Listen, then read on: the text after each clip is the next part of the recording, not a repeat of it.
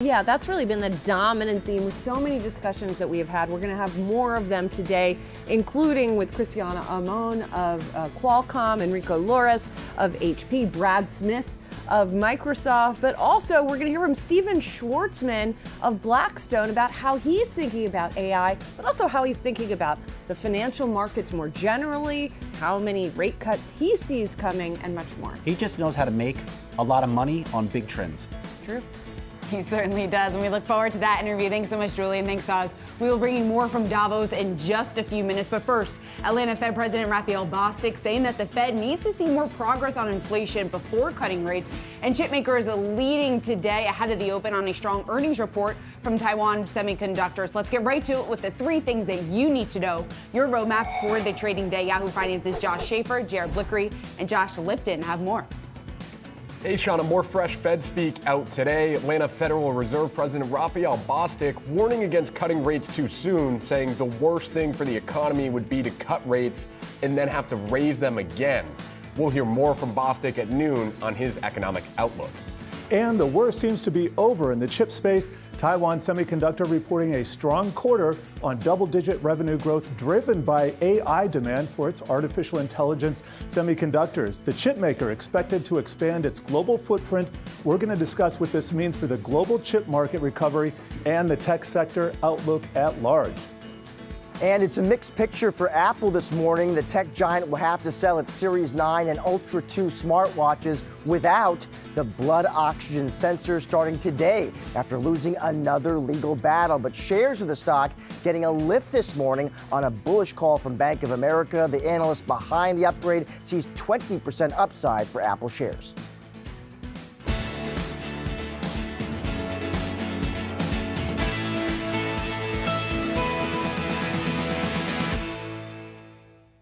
All right, just about a half hour here ahead of the opening bell. Let's get you up to speed on some of the action that we're seeing ahead of the open and taking a look at the major averages. We are seeing a bit of a rebound here for the Nasdaq and the S&P, pointing to gains at the open. A lot of that having to do with an upgrade that we got on Apple, another bullish call here on the tech giant, and then also results out from Taiwan Semiconductor adding to more positive sentiment for chip makers. Flipping over and taking a look at the bond market, some of the movement that we're seeing in yields today. You're looking at the 10-year yield pushing even further above that 4% level. Again, all three of the yields there on your screen, the 5-year, the 10-year, and the 30-year yields all moving to the upside here this morning.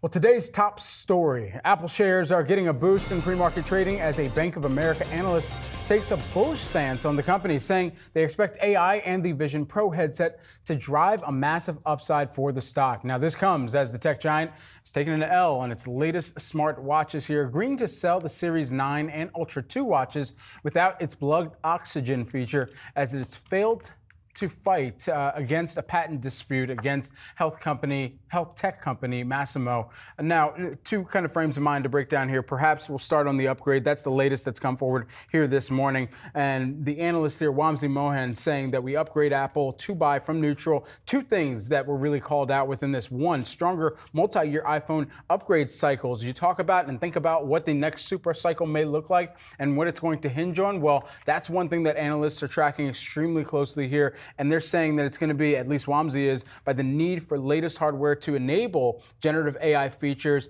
2024, 2025 is what they're looking out to as well right now. And then the second thing here, higher growth in services. We've talked about services time and time again. This is a business that's well on the way to hitting a $100 billion annualized run rate within these next 2 years here. And if that is the case for this tech company, I mean, all things will essentially break loose in how they're able to continue to monetize the services, make the platform even stickier for Apple as well going forward. Yeah, certainly. This is an interesting call just because a lot of it hinging on the fact of the AI investments, VR capabilities, that is compelling enough for this analyst to upgrade Apple to a buy. And what was also interesting, because this kind of contrasts to some of the notes that we've gotten out since the start of the year, when we heard from Barclays, when we heard from Piper Sandler, talking about the fact that, hey, maybe some of that demand for Apple's new iPhones isn't living up to expectations. But this analyst here from Bank of America pointing out that a large part of the installed base still uses the iPhone 11. So you couple that with the fact that people are very eager and willing to spend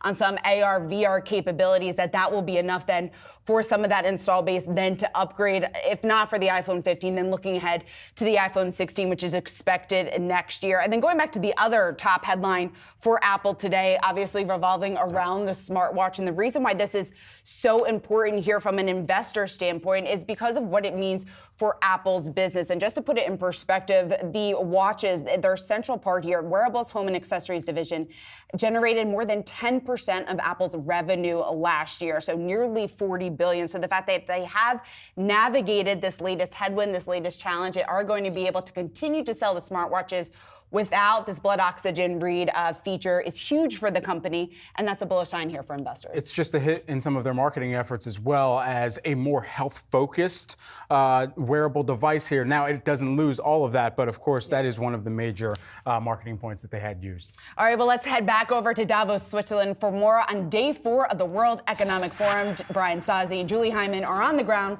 Some big interviews lined up today. Brian and Julie. Thanks so much, Sean. I really appreciate it. Well, back when I was in New York, I was talking all last week about the approval of spot Bitcoin ETFs. And guess what? I'm in Davos, Switzerland, and I'm still talking about the approval of spot Bitcoin ETFs. There's definitely a crypto presence here. But is this the tipping point that a lot of the industry has been looking for? Michael Sonnenschein is with us, CEO of Grayscale. We talked to you down at the New York Stock Exchange. Now we're talking to you here. Yeah. I want to ask you about a study that you guys commissioned from Harris Poll, because one of the numbers stood out to me. 46% of voters are waiting for additional policies before investing in crypto. So we talk about the ETF as like this big catalyst. Yes. But a lot of people are waiting for additional policy. Like, what does that mean? What does that mean to you? They are. And, I think it's not just about waiting for additional policies. They're actually waiting for, it's regulation itself, to just put a finer point on it. The survey that we did with Harris Poll is really looking at voter attitudes going into this U.S. presidential election, looking at whether or not they're concerned that the candidates they may be voting for are fully informed on these issues. What are the issues that voters have on their minds when they do go to the polls? And when it comes to new technologies like crypto, like Bitcoin, they believe that crypto is the future of finance. Like 50% of survey results prove that. And about 4 in 5 people actually said that they would like to see more regulation. And I do think that on the heels of the spot Bitcoin ETF approval, we will see further engagement from our congressional leaders around legislation to really see that move forward. Michael, we just talked to Blackstone co-founder Steve Schwarzman, and he said regulations have accelerated under the current administration. This has become tougher to do business. Why does your industry want more regulation? Does that add more red tape, more cost, and maybe you can't innovate as fast? Well, I can't speak for the entire industry. I can speak for Grayscale. As an asset manager that has always asked for permission, not for forgiveness, we have to remember, we're not a crypto company. We're an asset manager. We're a highly regulated business. And so we've always felt that as the asset class is going to mature, as investors are going to want to wade deeper into it, we need to ensure that the appropriate investor protections are there, not just from investment products like Grayscale offers, but really industry-wide. You've been coming now to Davos for several years, right? How have the conversations around crypto changed? It does feel like there's not like the hype cycle around crypto. Now it's shifted to AI. No glow sticks on the promenade. But how's that playing out in conversations you're having? Well, I would certainly say having the spot Bitcoin ETF approval last week, GBTC uplisting to New York Stock Exchange, then being able to come to Davos this week and really elevate the conversation with world leaders and politicians and regulators has been a really humbling experience, to say the least, because to your point, AI has been such a big focus at this year's Davos, at this annual meeting, as well as the theme of rebuilding trust. The conversations have actually been mostly focused on, for us, about the intersection of AI and crypto. Very interesting, right? And so for a lot of folks, they're excited about AI, they're excited about the use cases, but they also see some of the byproducts of AI, things like bias and deep fakes, et cetera, and are beginning to look at that intersection with crypto and how the underlying blockchain technology can actually help to alleviate some of the challenges that AI is also creating. So we actually see that we're at this crossroads where these two technologies may actually symbiotically grow together and accelerate together. Can you give us a timeline to the extent you could? So right now, first quarter, we got the spot Bitcoin ETF approvals. Second quarter, third quarter, fourth quarter. What should investors expect? It's going to be a busy year for crypto, to say the least. So you've certainly already seen some filings, not only from Grayscale, but other issuers looking to bring spot Ethereum ETFs to the market. I think it's only natural for investors to want to diversify their crypto holdings. Ethereum, second largest, crypto asset by market cap. We're a couple months away from the Bitcoin halving. I'd love to come back and talk to you about that as that comes closer. That's always historically been a big catalyst for crypto prices. And then certainly, the U.S. presidential election. I think depending on where the election falls out, we may see, some further advancements on the regulatory front, or perhaps a little bit more of the same, where we're kind of pounding the pavement looking for more and just having to be patient until we get there. Well, we will follow you every step of the way, as we have here at Yahoo Finance. Michael Sonnenschein, Grayscale CEO. Thank you so much for joining us. Thank you, guys. Appreciate it. World Economic Forum in Davos, Switzerland. A lot of conversations being had on AI, on sustainability, on lots of topics, but also a lot of sidelines conversations about the global economy. And we want to have a frontline conversation right now on that topic, amongst others. Stephen Schwartzman is joining us, Blackstone co-founder, chairman, and CEO of the firm with about $1 trillion in assets under management. Thank you so much for being here. Well, thanks for inviting me. So what are you hearing on the global economy from the folks who are gathered here? And is it changing what kind of your perceptions are of what growth is going to look like this year? Well, growth is pretty good, surprisingly. Really held up by the consumer. The consumer had lots of extra savings as a result of staying home during COVID and being paid the same, but not having the expenses that they'd have of commuting and buying their lunch out and things of that type. And they've been spending their money. When they started running out, they enjoyed the spending so much they're borrowing money. And then to the extent they have money in the stock market, the last quarter had explosive appreciation, and people tend to spend not a percentage of their income, but they spend a percentage of their wealth. So if you make a killing and you have an extra $10 million that happens through some circumstance, you always end up spending more money because you feel that you have more. And so we have those three factors that have washed into the economy. Nevertheless, with higher interest rates, we can feel the economy slowing. That doesn't mean it's going down. It means the amount of growth you're having is less every quarter. So we also see that inflation has really been tamed much more than has been reported publicly. So when the Fed starts lowering interest rates, seems to be fascinating to everyone. It's not fascinating to me because all I care is that it's going to happen. And whether it happens in the second half or a little in advance, it doesn't matter. But what matters is that people now expect that to be happening, and they're correct. And that'll create a better market environment and will most probably keep us out of a recession. So when those rates really go down, we hit the 2% inflation, that'll give you a real impetus for another market cycle. So that's the way, we sort of see things. Cue the sun coming out from behind the clouds, just as you say that. Is it hard to find great investing opportunities in an environment that has traded up in advance of those rate cuts? Well, you have to look other places rather than do, just what everybody does. And there's always places like that. Energy transition, these are all pretty much new builds of some type or modification.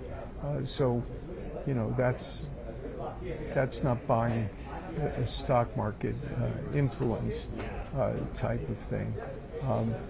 We have data centers which are exploding with growth. They're all being constructed. So in effect, that's at book value. but worth much more after you buy them. European real estate, surprisingly, of the right type, is very exciting for technical reasons. The real estate's fine, but the people who own it are under a lot of pressure. And they're under pressure because in Europe, hard for Americans to understand, that they had negative interest rates. So if you were borrowing money, it really didn't cost you very much. Now it costs you 500 basis points more. So if you have a lot of borrowings and the cost goes up, not every owner of real estate, but many of them are under real financial pressure. And the way you get out of that jam is by selling assets. So what we're seeing is people approaching us with pools of their assets enough to pay down enough debt so that the banks won't worry them. On the other hand, we don't like all the things they offer us. So what we typically do is say, hey, unlike Europeans who are a little scared of buying real estate, we have lots of money, we're eager to buy, but we only want to buy data centers or student housing or other of the few asset classes. Go back and look for them, and we'll take everything you have. So you're being more selective in this market. Absolutely. We don't have an enormous amount of time, and I do want to get some other topics. I want to ask you a bit about the election, and I know you've talked about this a bit already and said you're not ready to support a particular candidate, whether it be former President Trump or someone else at this point. What do you want to see before you are ready to make that kind of decision? Well, as far as I know, there's only been one vote that's held. It's true. Unless you know something different. And, you know, I'd like to see, you know, what the public has to say, you know, with a number of shots on goal. Do you want to see what the courts have to say as well? Is that going to be important? I think that's a separate issue. And that won't be knowable for a very long time, as I understand it, based on what I read. You know, so there are always uncertainties in all U.S. elections. This one may have more than others. Some of the policies put in place by the current administration, has that helped your businesses at all?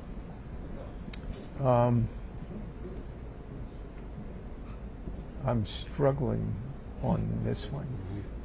Nothing in the IRA that would be helpful for there's a little in the IRA. Construction, for example? There's a little in the IRA. But the regulatory environment it has so changed in a negative way that you know, one tends to look at these things as an integrated whole, not picking apart pieces of it. And this is a very accelerated regulatory environment that makes conducting business more complex than it ever was. Lastly, I want to ask you about something that is not as much on the agenda here at WEF. Somewhat it is. We heard from the Israeli president. We heard from some of the families whose loved ones are still being held hostage by Hamas. And I'm just wondering how if you think that there has been enough global discussion of anti-Semitism and about the war in Israel here and globally. Well, I think discrimination against any group of people is un-American. We don't believe that. We believe, you know, certainly at Blackstone, that everyone's equal, and that, you know, it doesn't matter, you know, what ethnic group they're in. It doesn't matter what religion they believe in. It doesn't matter to us what gender they have or what their sexual preferences are.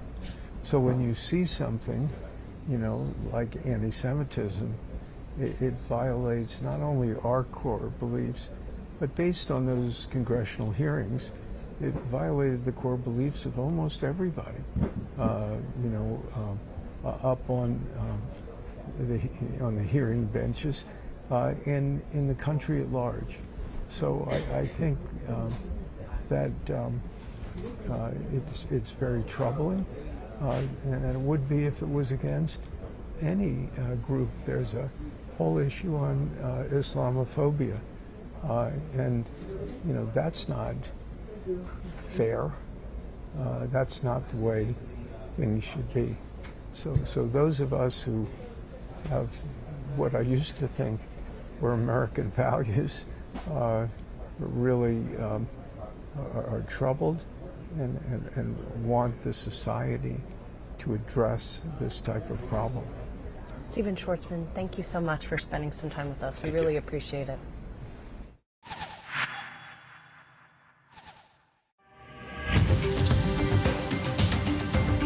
It's January and it's cold in New York City, so the Yahoo Finance team is packing up its skis and investing knowledge and heading to the Swiss slopes for the World Economic Forum in Davos. I know what you're thinking, folks. It's colder there in Switzerland, but myself, Julie Hyman, and the Yahoo Finance Live team plan to heat things up with some big-time interviews with the who's who of global business. The so-called masters of the universe will convene around the theme of rebuilding trust. There's no trust issues here. You can rely on us to ask the most important questions to the world's most high-profile leaders. Is the world more divided than it has ever been before? Is AI really bigger than the internet? Is this year's huge election cycle the risk we've all been missing? Will the bull market in stocks end really badly? You won't miss anything with our wall-to-wall coverage on Yahoo Finance Live and the Yahoo Finance platform, from top leaders in the banking, pharma, and crypto sectors to access the world's foremost academics and some policymakers for good measure. We've got you covered. Yahoo Finance's coverage of the World Economic Forum in Davos starts on Tuesday, January 16th. You don't want to miss it.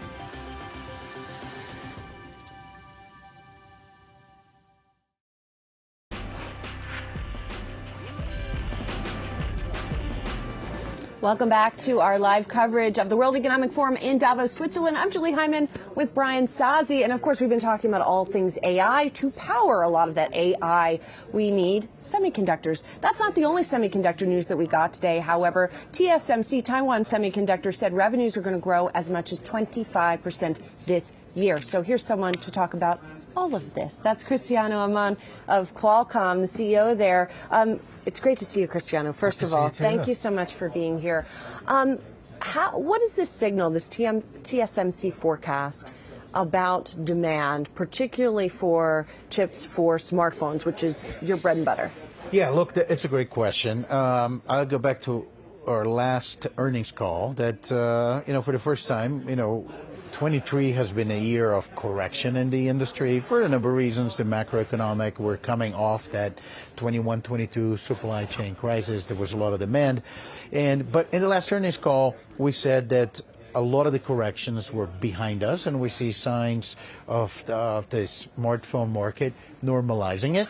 So I can't really make predictions at this point about how the year's going to plan out, but I'm cautiously optimistic, especially on the Android side. We have seen last quarter the market normalize, and I think the TSMC sign's a very positive one. I know that phones are a good proxy of consumer confidence, whether you're going to buy a new phone or not. Pricey. Huh? They're pricey. They have a lot of technology on it. Yeah. There's a lot of AI floating around here. There's installations, there's demos all over the place. How is this new world of Gen AI going to impact your outlook for chips? Look, this is one of the most exciting things for Qualcomm right now, especially when you combine that with what we're doing to diversify and grow the company. We have spent a lot of time creating this computing engines that you can run AI on the devices that are battery power at the edge. Phone, PC, the AI PC, and cars. And it's so exciting that you can we did something which is very unique. We can run those large language models on your phone, and you can do them very fast. Like we demonstrated with 8 Gen 3 that just launched right now on Samsung Galaxy S24. I think they just had a great launch showing a number of new AI use cases running on the device. I think we're going to see coming in the second half this year, next generation Windows PCs with powered by IXIC that has a number of models running on the device. Actually, we have OpenAI Whisper model ported. We have over 40 different models ported into the device, and we're working on cars. So this is really exciting. If anything, I would say that's a great tailwind for the Qualcomm growth and diversification. Can you make enough chips to support this growth you're seeing? Because I hear this from you. I heard it from Lisa Sewell over at AMD. We've heard it from the Nvidia team. I mean, how do you feed enough chips into this market? Oh, we don't have an issue. Maybe I should talk about this in a different way. In general, I think, especially when you look at all the computation for AI, and data center is a big piece of it right now, I think we will need a significant more capacity for manufacturing of chips. Even before what we saw the correction of the sector in 23, but the things we said before is still true. We're going to have to double the total capacity for manufacturing of chips before the end of the decade. And AI is just this new computation that has this huge demand for computing. And, data center is going to go its own pace. I think what's exciting about what we're doing is we can do this on the devices, we can do this on phone, we can do this on PCs, we can do it on cars. And for that we think that there's enough capacity. Those are very large industries, and right now we don't have a capacity problem, but demand could grow very, very fast. We're just the first phase of a transition. What's the number one question you're getting here about AI? I mean, as we've said, like every conversation we're having is about AI, but you're in it. So what's the question that you're getting from people? Yes, it varies. One big conversation is, how can we go? How this help my industry, and what are the different use cases? And there's an incredible amount of interest in getting that thing on the device. Just think about automotive as an example. Natural language communication is perfect when you are behind the wheel, and the car is now a new computing space. So how can we add those capabilities to some of the models, some that are in development with the existing hardware that we have? Those are it's about use cases, how do we get faster? The other conversation is how we should think about the impact that this technology has in the broader ecosystem. How do we keep the platforms open? How do we regulate this in a way that you regulate for the guardrails that are necessary, but at the same time don't prevent innovation, and most important, keep the platforms open. So because you don't know which model are going to be the model that wins, and it's going to be different models for different applications, and those needs to be available to run on all the platforms. Before we let you go, is there a new piece of AI that has changed your daily working life that you use all the time now? Well, I have been working with the Microsoft Copilot. It's very helpful, especially to summarize meetings, summarize chats and things like that. That has been useful. I've been experimenting with that. I think as a company, we're doing a lot of things with AI. We have been using AI to a lot of our development, how we streamline access to information database. But I'm going to tell something which I think, it's not I'm using, I think that was a very cool thing. Before we start, we're talking, you mentioned about CES. We had a very cool demo with CES. A lot of people found that was very interesting. We work with our partner BMW, and we got the information that you usually have in the glove compartment, you don't check, right, the manual, but also the service information that exists for a particular car model. You see something on the dashboard, you just ask your car, what is that? And the car will explain it to you, will show you what's happening, will tell you what to do. You mean the little light that always goes on, I never know what it is? Well, you're going to know now. And then it will schedule the service appointment for you. Oh, that's I think cool. that's very like, interesting. I need a new car, but until that point, Cristiano Amon, Qualcomm CEO, always nice to get some time with you here on the ground in Davos. Thank you so much as always. Thank you. Pleasure Appreciate to it. be here. All right, guys, back to you in New York. All right, thanks so much, Julian. Thanks so much, Saz. We're going to head back to you guys in just a few minutes, but let's count down to the opening bell here on Wall Street, just about 30 seconds out. A slew of data here this morning ahead of the bell, Brad. We also got a couple of earnings reports that are really moving markets here. So taking a look at the futures here ahead of the open, we are seeing some pressure on the Dow. Looks like the Dow is going to open to the downside, but the S&P and the Nasdaq are pointing to gains. And really one of the call-outs, Brad, in this movement that we're seeing ahead of the open is in tech, specifically in some of those chip makers A lot of that driven by the results that we got here from Taiwan Semiconductor. So certainly we will see whether or not those gains hold as we get the trading day underway. And this is the opening bell playing out right now on Wall Street. Once again, investors keeping in mind the earnings results that we got this morning. Also that upgrade on Apple driving some of the momentum ahead of the opening bell. And then jobless claims also falling on a week-over-week basis here. So exactly what that means for the Fed, not reading too much into that one report. But again, investors are digging through the latest details on that. Let's get to Madison Mills on the floor of the New York Stock Exchange with more on today's moves. Maddie. My sources here on the floor telling me this morning that we have TSMC to thank for turning this week of decliners around a little bit. This TSMC report showing that revenue is going to be increasing by up to 20% year over year. That comes after TSMC was struggling with a couple of years of decliners on their balance sheet, now seeing a little bit of a bounce back moving forward. And as you mentioned, Shauna, that's not just good news for TSMC. It's a rising tide lifting all ships. We're seeing positive movement in Nvidia, in AMD this morning. The SOX index, which tracks the semiconductor names, also in the green here following that TSMC report. And I also want to mention that Apple upgrade you talked about earlier.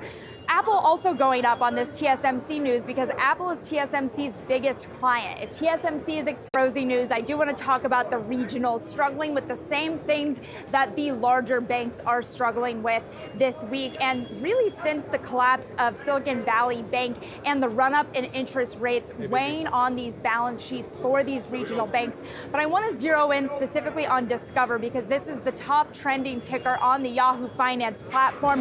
This name down a little bit over 6% last time I checked this morning.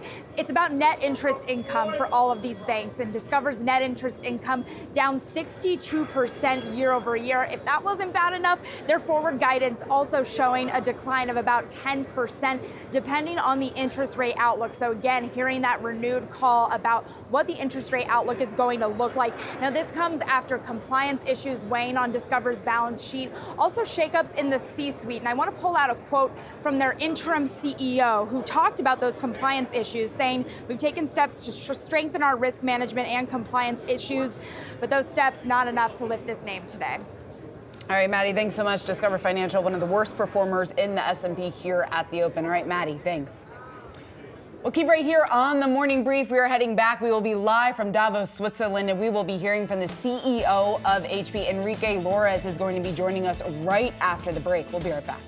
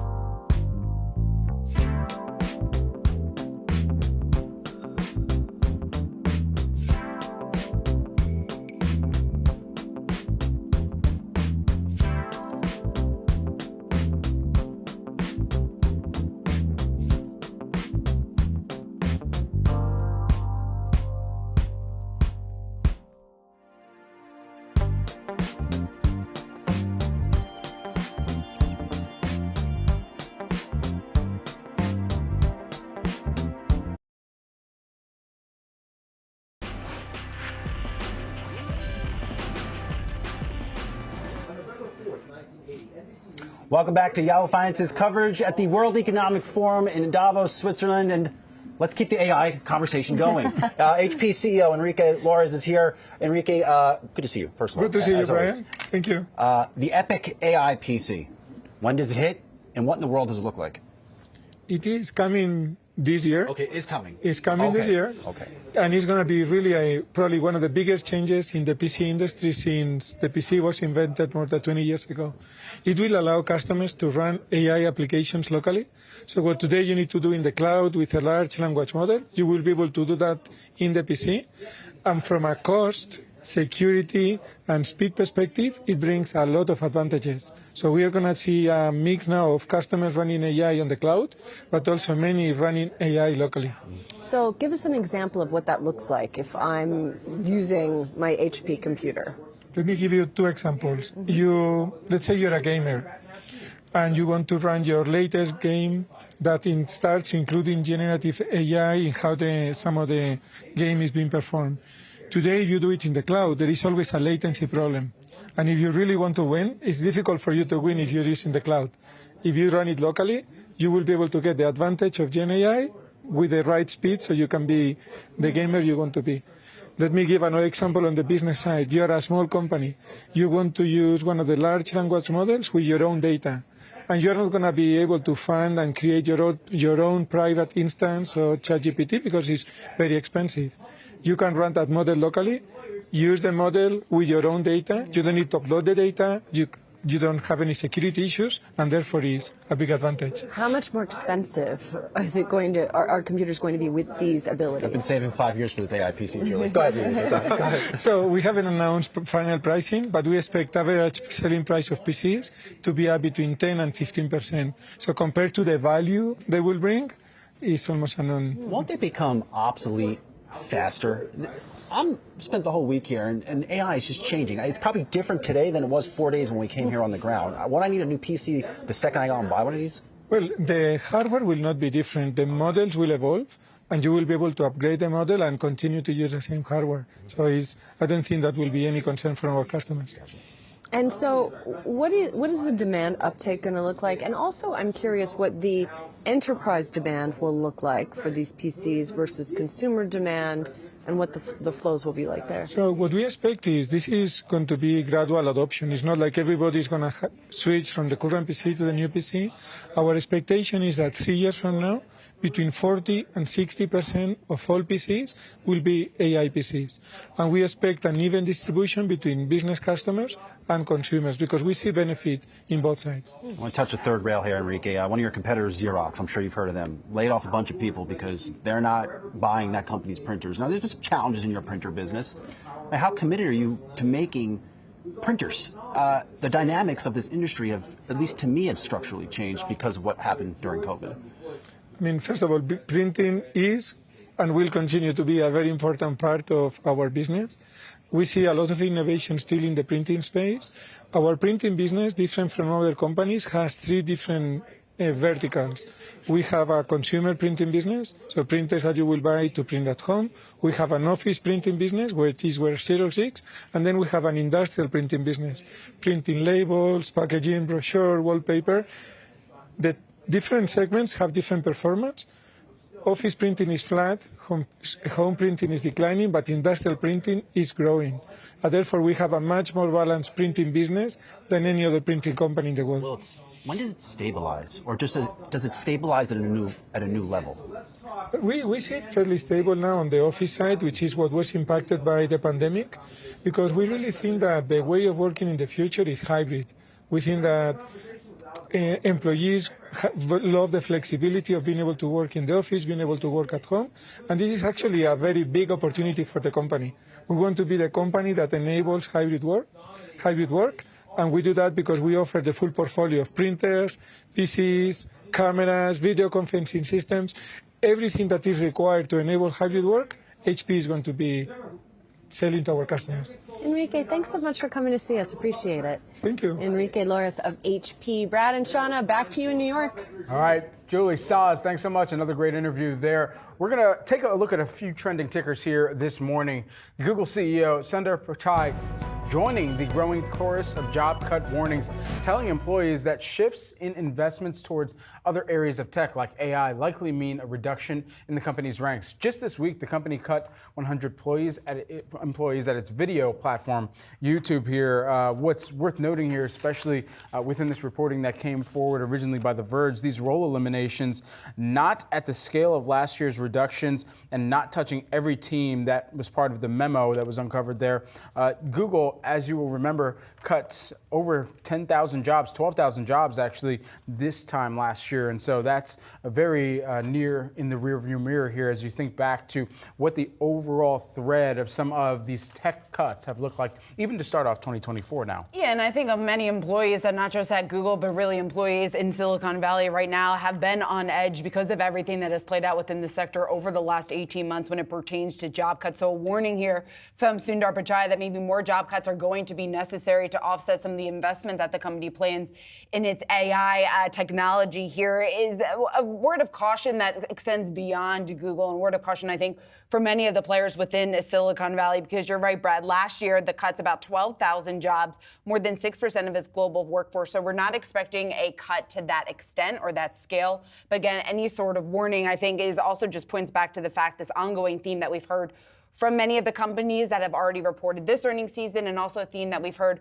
over the last couple of earnings season, which is just cost discipline. And that is certainly a priority here for corporate America as we head into and look ahead to 2024. So AI, a top priority for Google. They need to invest more. Microsoft, pretty widely viewed as a leader within this space. Yeah. Google playing catch up, I think, in the mind of many investors. Whether or not that is actually true is something that many analysts and investors on the street continue to debate. But Alphabet really seeing that that is the future, that they need to allocate more money to their AI division. And that's going to result, it sounds like, in layoffs here across the board. Yeah, some of these job cuts we're seeing, certainly a component of cost discipline that SoFi's Liz Young has told us about in the past, and expectations as of right now that are starting to play out even more so. Also, another major tech news item here today. Former longtime Meta COO Sheryl Sandberg has announced that she will be leaving the board of directors, writing in a Facebook post this week.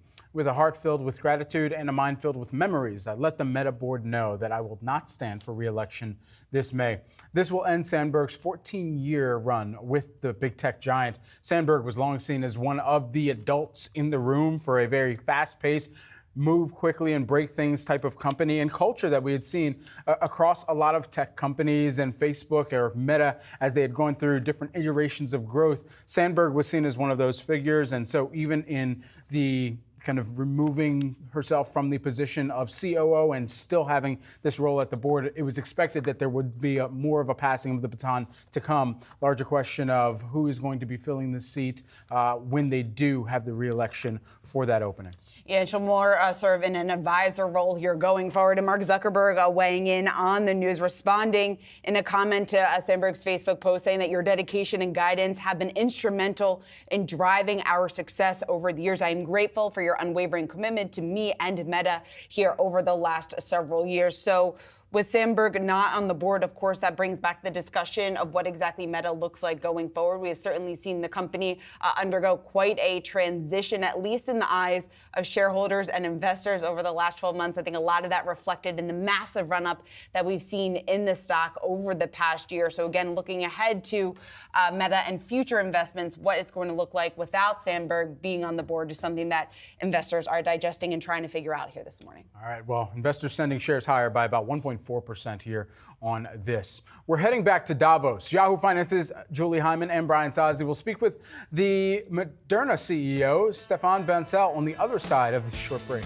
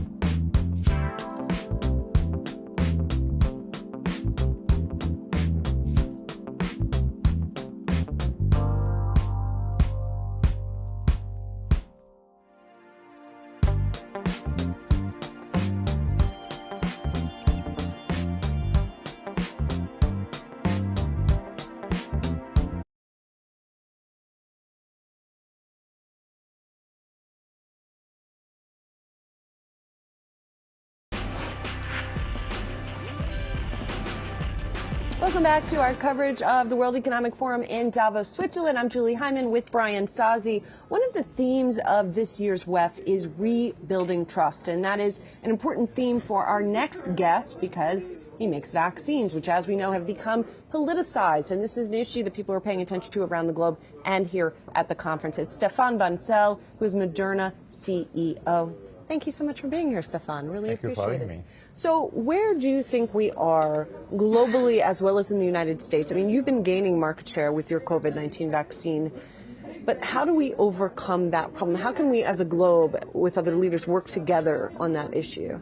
It's a very important question because, of course, we work really hard, sometimes for years, to develop those vaccines to help people. And so if people don't take them, we're not I think, our objective and our impact. So if you think about it, first, I think it's very different around the world.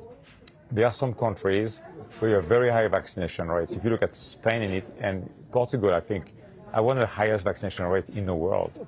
Because there's been, I think, through the pandemic, a very good alignment across party lines to believe in the science and the scientists and not to throw vaccines under the bus with or without facts. If you look at the UK, for example, in the UK, the vaccination rate in the 60 and above is twice the US. It's around 70%. So I think we have an acute problem in the US. As you know, it has been massively politicized. It still is. Like, I think in the last 24 hours, I still heard things that just make no scientific sense. And what I think is difficult is that there's so much noise that for most people to understand what are the facts versus fiction is really, really difficult. And so we're really doubling down both as an industry, as a company, but trying to also not try to potentially move a needle for everybody, but for people that we really want to help. Because if you think about it, the key with the COVID vaccine is what? Making sure grandpa and grandma don't get hospitalized. Because, of course, that age group is at very high risk. The second one is infant, like 6 months to 12 months of age. Because, you know, an infant is going to start to see COVID as it starts to meet the world. And either is going to see COVID as a virus or COVID as a vaccine. And when you think about the risk of getting a small infant hospitalized, it's actually very, very high. And that's the other thing that we want to make sure is that we educate new moms, new parents, so that they are able to have the facts in terms of, do I prefer my kid to see COVID as a virus and to have a risk of a very high fever, go to the hospital, and the child stay in the hospital hospitalized? Or do I want the vaccine that has a lot of safety data that it's very safe? So there's still a lot of work to be done. To some degree, I think some would say that science is somewhat on the ballot in the run-up to the presidential election, just given how much success former President Trump did have in the Iowa caucus. Are you worried that if he does return to the White House, science is back being attacked and you can't impact society the way you would like to, and given all the products you're working on? So if you think about science, I mean, there's been, ups and downs across the U.S. and across the world. We should not forget that it's the Trump administration who set up Operation Warp Speed and actually get, in my opinion, the credit of having developed all those vaccines and provided the capital for companies across the board and having bet on different technologies to get the vaccine for the finish line. I think we live in a world where everything is tied to science. We talk a lot about AI this week. This is science and math. Airplanes and rocket ships going into the sky, it's also science again. And so I think our world is based in science. Our phone is made from science. And so I think we just need to go back to first principle is what do we know? Some things are risky, of course. There's no things with no risk. You're taking a car, you might have a car accident, You're walking across the street, you might get run by a car. And so it's always about looking at the trade-off, what's the return and what's the downside, and trying to make sure we have big asymmetry for the world in terms of upside. And that's, I think, what vaccines do. If you look at the side effect profile on hundreds of millions of people, it's so beneficial for society. It's an exciting time for your company because you've got a lot of near stage things in the pipeline, expanding really beyond a one product company effectively. What's next? Is it RSV that's coming next? And then what's beyond that? What should investors be paying attention to? Well, this year, I think we're going to see a firework of amazing data at Moderna. Because as you know, we built this company since the beginning to build a platform. It made no scientific sense to us. This would be a one-drug company. Since day one, I told investors it will be zero or a lot of drugs. But one makes no sense or two makes no sense. And so, of course, COVID was a big acceleration. Of course, a lot of people believe we are just a COVID company. But COVID was just the first product coming out of this massive platform. And so, as you said, our ISV should be approved very soon. I'm talking a few months. We filed last summer. We have very good discussion with regulators around the world. We have a positive phase 3 for flu. Flu should be filed in the coming months to the regulators as our third product for approval. We should also get very soon the flu plus COVID combined, so only one shot, and you get protection against flu and COVID. That would be very convenient. I prefer one shot than getting 2 shots every fall. That should come, I think, sometime around mid-year. And when we have that data, which I believe will be positive because the phase 2 was very strong. We have never seen on a vaccine a phase 2 not get translation into phase 3. Same, we will file this potentially by the end of the year. Then CMV, we don't talk a lot about CMV yet, but CMV is in phase 3. So CMV is cytomegalovirus. It's a virus that's the #1 cause of birth defect driven by infectious disease in the world, including in the US, in Switzerland where we are, and around the world. It's 2 to 3 times Down syndrome. And there's no hope, there's no tool. It has been the #1 priority of the National Academy of Medicine for a vaccine in the US for 20 years. Oh. Every big pharma tried to do it. All the product failed. It's a very complex vaccine because it's a very complex virus, going back to the science. It's 6 mRNA molecules in every vial. The phase 2 data is phenomenal. We're waiting for phase 3 this year. As soon as we get the data, assuming it's positive, we will file it and again go for approval. And then I was reviewing, during the show in December with the cancer. We have, great now 3-year survival of, skin cancer data. 50% improvement versus the best drug on the market, Keytruda from Merck. That's also going to be filed. And then the rare genetic disease. I anticipate that this year we're going to go into pivotal studies, so the last step of getting the final data to share with the regulator. So people are going to see. Fireworks. Well, fireworks. That's a good way to describe it. You got a lot going on. In fact, in light of that, let's just get you off this set. Stefan Bansel, Moderna CEO, you always been gracious with your time for Yahoo fans. I thank you so much for coming on. Thank you. We appreciate it. All right, guys, we'll keep the AI discussion going along, talking to Brad Smith, Microsoft Vice Chair and President, after the short break.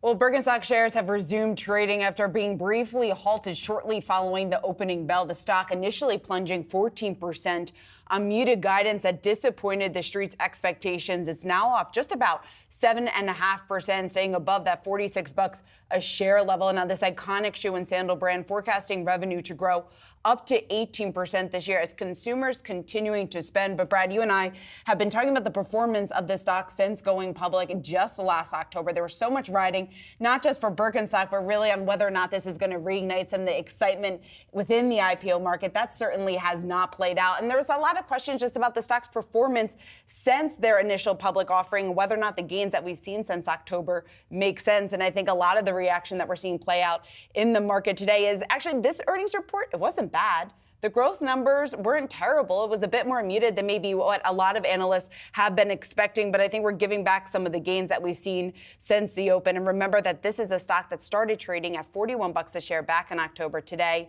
sitting just $5 higher at 46. Yeah, you never like to see clogs get clobbered like this in the open and equity markets here, but ultimately at the end of the day, I think something that came out that was interesting from two calls this morning by analysts. One of them was from Citi, and it was really more about some of the questions that they wanted to ask during the ability to connect with some of the Birkenstocks executives. Number one, they want to hear how sales trended by region and channel and any additional margin color that could be provided there. Plus, what drove specific misses that they're seeing as a result of macro pressure perhaps in China as well. And then additionally, just what the supply chain looks like as they're also monitoring any impacts from the Red Sea. And then just lastly, I'll just mention this quickly from Jefferies and what they had to note around this and their quick take. They said healthy 4Q performance, the fiscal year outlook could prove conservative. And so that perhaps gives them a little bit of room for cautious optimism as it may be right now. Yeah, and the initial take, though, I think from a lot of these analysts that have been closely following the stock, at least from Citi, they're saying that stepping back, when you take a look at the fourth quarter numbers, the growth that we saw from Birkenstock, the gross margins, they did come in much better than anticipated. Telsey Advisors was also saying that this is a very strong first quarter here as a public company. But again, looking ahead to 2024, given those macro headwinds, exactly what the pressure is going to look like on Birkenstock is one of the big challenges here for the company. All right, we'll keep right here on Yahoo Finance. Much more Davos coverage on the other side of the break. Julie Hyman and Brian Sazi will be speaking to Microsoft Vice Chair Brad Smith. Another Brad Smith. We'll be right back. Good friend of mine.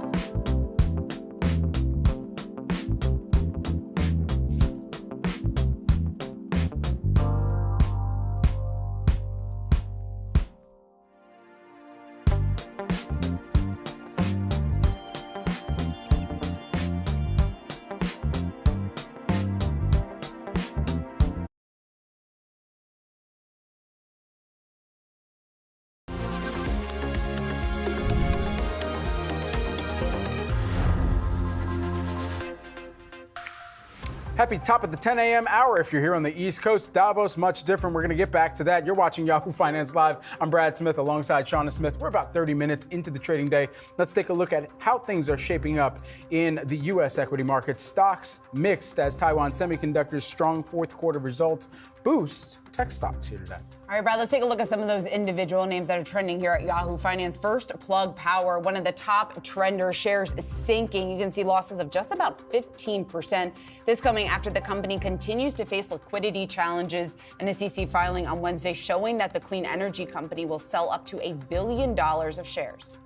Plus, we're also tracking Humana, taking a hit this morning as the health insurance company cut its full year forecast thanks to higher than expected medical costs. This comes as no surprise as the company's third quarter saw high inpatient utilization in its Medicare Advantage business. Now, Humana is the second big insurer to face higher costs. United Health Group also reported a jump in its latest report that was just last week.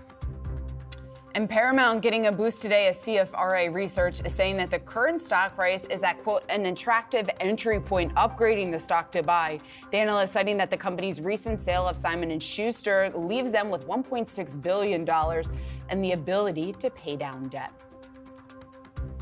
Now we want to head back over to Davos, the World Economic Forum in Davos, Switzerland. Julie Hyman and Brian Sazi speaking with Microsoft's Vice Chair and President Brad Smith. Guys.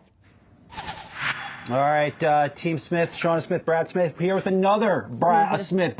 That is Microsoft Vice Chair and President. Good to see you.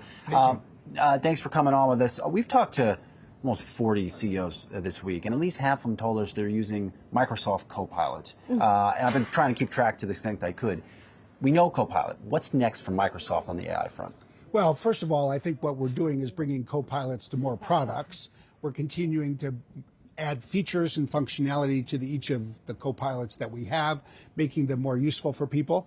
And then you'll see new iterations of our AI technology and more to come. And let me just say, stay tuned, watch this space. You know, we talked to someone this week who said this is the first time at 2 consecutive Davos that it's been really the same theme dominating, and that's generative AI. Generative AI specifically, although AI more generally is everywhere.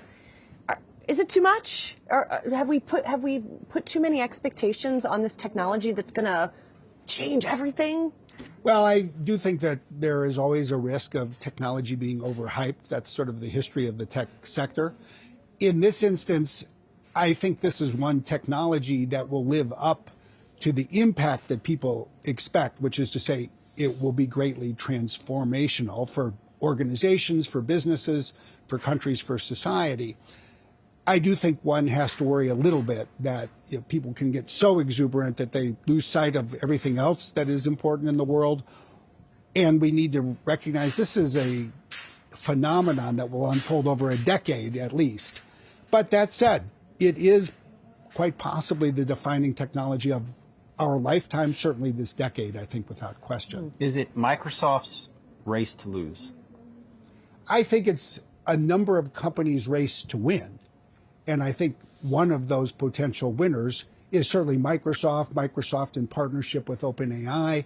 We feel very good about the momentum we have. We feel great about the work that OpenAI is doing. And I think you captured what's so important. We're creating applications like our Copilots that I think are delivering real value to people. I use it, get feedback from others. I guess we still have half the CEOs that we have to reach that we haven't yet. But people are finding that it makes me, for example, more creative. It makes me more productive. If I hit a block, I turn to it and I then find there's some new inspiration idea that breaks through. And more importantly and broadly, whether it's material science or molecular biology, drug discovery, healthcare, in all sorts of very specific areas, I think people are seeing that this is something that can make not just them more productive, but provide real solutions to problems that many people every day worry about. You mentioned OpenAI, and of course there was the drama around OpenAI and Sam Altman last year that seemed, at least in part, from what we can sort of understand, seemed to, at least in part, to be over how quickly we should be moving and how carefully we need to be moving when it comes to generative AI. Are we moving too fast? I don't think that the technology is moving too fast. I think we all have work to make sure that whether you're in government or a business or a nonprofit, we're moving forward what I'll call safety and innovation at the same speed. And I think we should look back at 2023 as a year when the technology raced forward.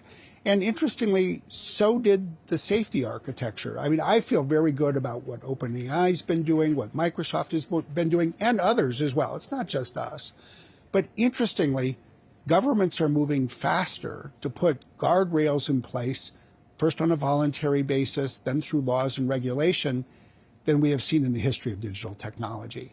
And while people tend to focus on Europe and the AI Act, the United States with these White House commitments or executive order, they look for differences, and there are some. I think what we sometimes miss is there's a lot of similarity. Fundamentally, what governments are saying is that they want this technology to bring new opportunities, but they really do want to make sure it's safe, it's secure, that people's rights continue to be protected. And that's got to be right. And so we have to find ways to work together. And I take a lot of optimism from the fact that I think, in fact, we are, and we're doing it at a rapid pace. I was talking to the co-founder of Salesforce, Mark Benioff, and he had choice words to say about the lack of regulation for social media companies. It immediately got me thinking, will regulators come out and over-regulate AI and just squash innovation? Do you worry about that? Well, in a sense, one should worry about everything. And you can worry about doing too much, you can worry about doing too little, and it's probably good because that increases the probability of getting it right. But what you heard from Mark is really what you hear from many people in governments around the world. They say, we let social media go forward without putting any laws in place. We don't want to do that a second time. And they're not. They're not going to. That is, I think, something that is very clear around the world. Of course, there's a risk that in some ways regulation will go too far. There always is. That's why I think it's so important that there be broad conversations, including at a place like Davos, where you see people from government, people from civil society, nonprofits, people from tech all sitting down together. And there are sometimes some pretty vibrant debates, spirited even. But there's starting to emerge, I think, some convergence, and I think that's encouraging. Finally, on a different topic, I want to ask you about something that's going on at one of your competitors right now. Google CEO Sundar Pichai telling the workforce there that there could be more job cuts coming this year. How are you thinking about the right size of the workforce at Microsoft and where those workers are deployed? Well, I think when we look at this at Microsoft, broadly speaking, we would say that the number of employees that we have today is about the right number. That's the number that we're likely to have as we look to the future. And it doesn't mean that every job stays exactly where it is or the function. That's sort of part of any organization and certainly any business. But we're not, sitting here today and where we were a year ago. A year ago we were saying, gee, we had too many people, we had to downsize. We went from about 230,000 to 220,000. Today, we're very focused on capital investment, a huge data center AI infrastructure expansion on a global basis. But that doesn't mean we're going to have fewer people. It does mean that we're not going to be growing people, jobs, quite the way we were before. This is a capital intensive industry now, especially at the infrastructure level for AI. It's a different industry than it was before. So just to put a fine point on it, it sounds like you're not looking at large-scale job cuts anytime soon for That's Microsoft. correct. All right, Brad Smith, thank you so thank much. you. Good to catch up with you. Appreciate it.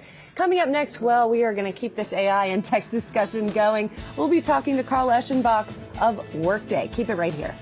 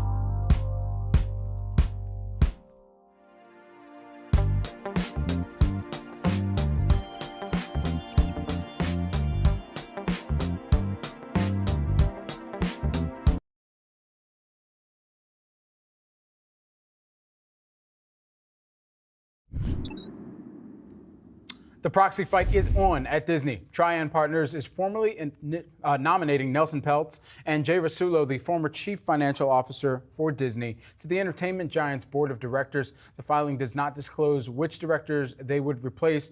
Here's the news of the day as well, though, in their nomination, is that they are entirely kind of starting this campaign as one to bring the magic back to Disney here, as they say. Yeah, that line has stuck out to me there, Brad. And Nelson Peltz are really drilling down in the fact that, quote, it is unfortunate that a company as iconic as Disney, with so many challenges and opportunities, has refused to seriously engage with us. And we heard from Disney just a few days ago saying that they have engaged with Trian more than a number of times. They do not think Peltz is the right person for a board member spot because of his lack, among other things. There was a long list of things that Disney pointed out in terms of why they are not supporting this push here from Peltz, but among them, the lack of his experience within the media and technology sectors. But Peltz pushing back on that, saying that Disney is resisting change, and he is asking shareholders to endorse a board comprised here mainly of legacy directors who have repeatedly failed to properly plan for CEO succession. He also went on to say that they have misaligned the incentives of management and failed to oversee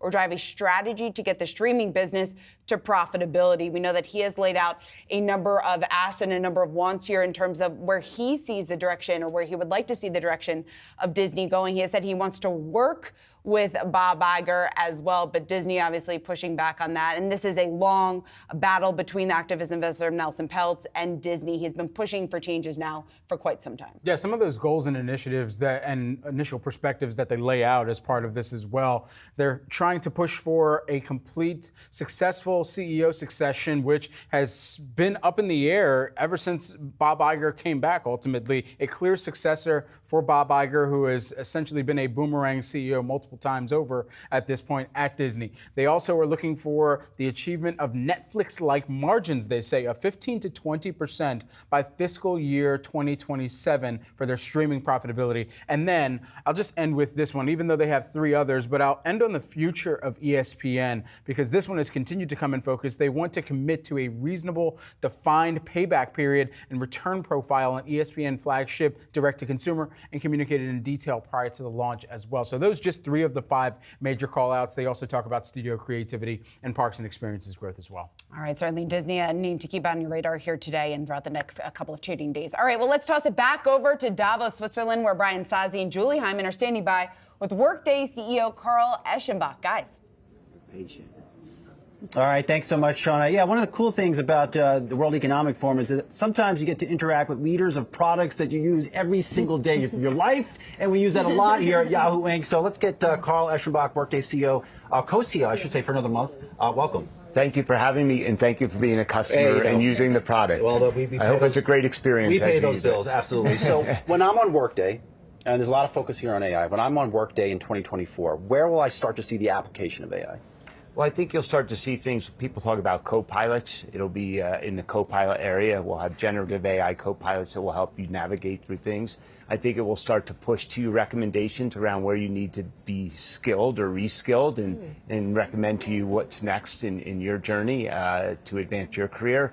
I think also from a recruiting perspective, we can start to look at recruiting as a way to you'll be able to leverage AI. And then we have this thing called, a career insight hub that will help both managers and employees navigate their careers and give those recommendations on where you should go and get, new skills to advance your career. And it will help then with internal mobility of your people.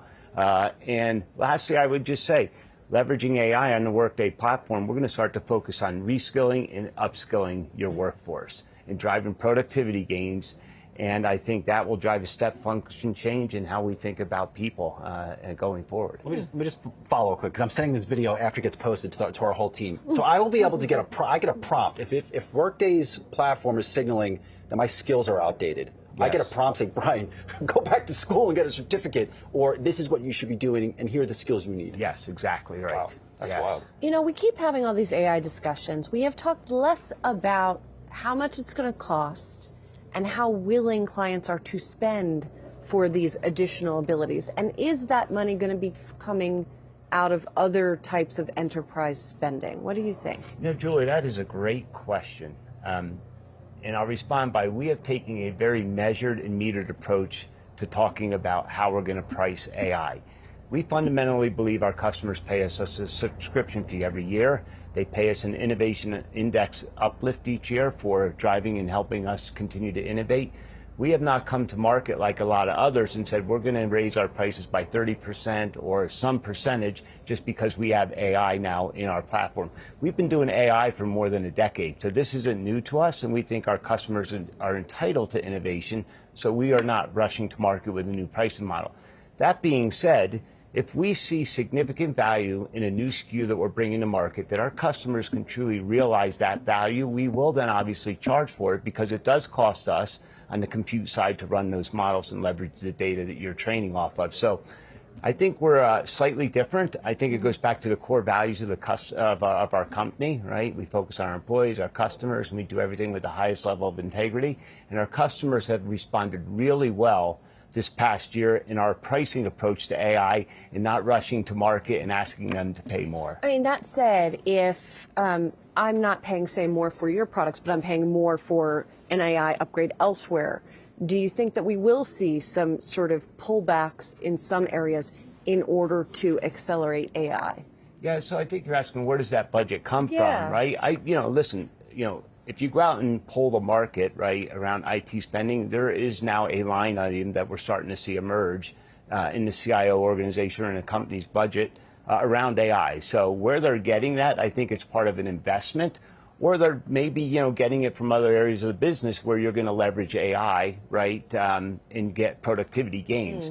What we're not seeing is we think it is an augmentation technology that needs to peacefully coexist with your existing workers. Because one of the things we're seeing this, no one's really talking about it a lot here this week. They talk about AI, they talk about regulation, but we're seeing a potential divide when it comes to trust.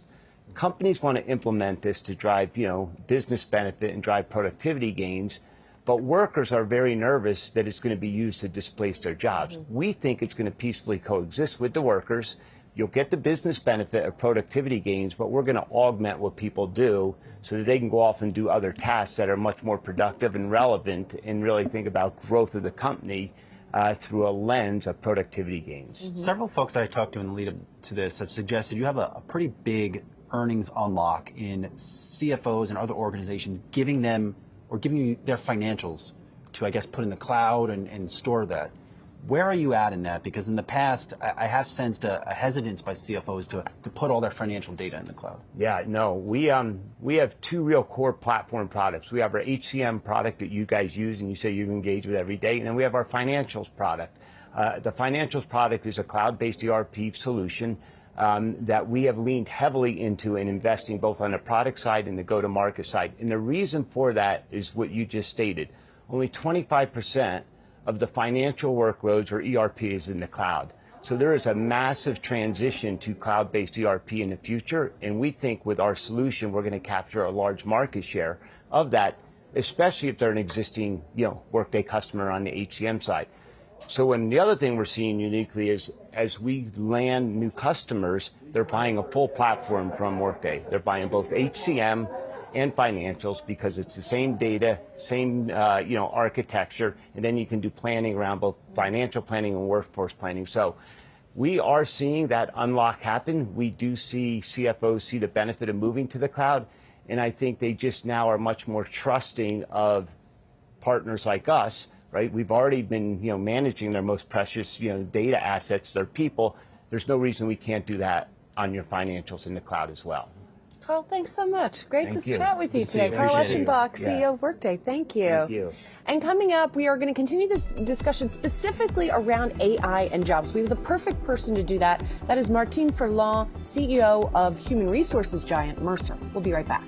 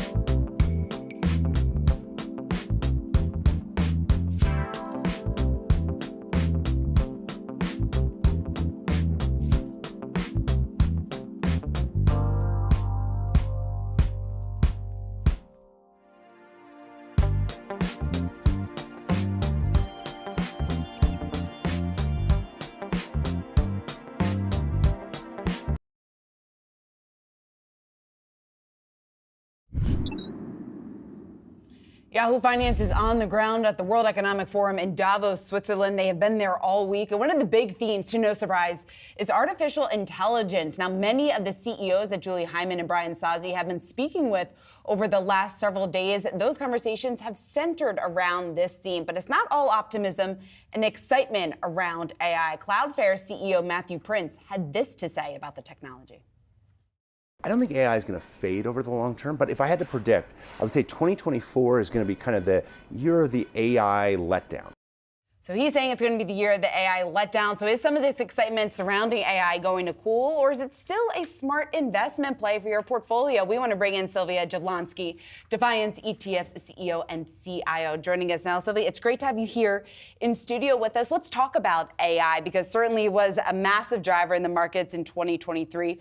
We've been hearing a number of CEOs speak with Julie and Brian about AI and the excitement there at Davos, or I guess lack thereof when it comes to what Cloudflare was saying. Do you think it will really take off and investors should be paying close attention to some of these developments? Well, first, thank you for having me here today. And yes, I actually disagree with the CEO of Cloudflare on this one. I just think that AI is going to continue to skyrocket.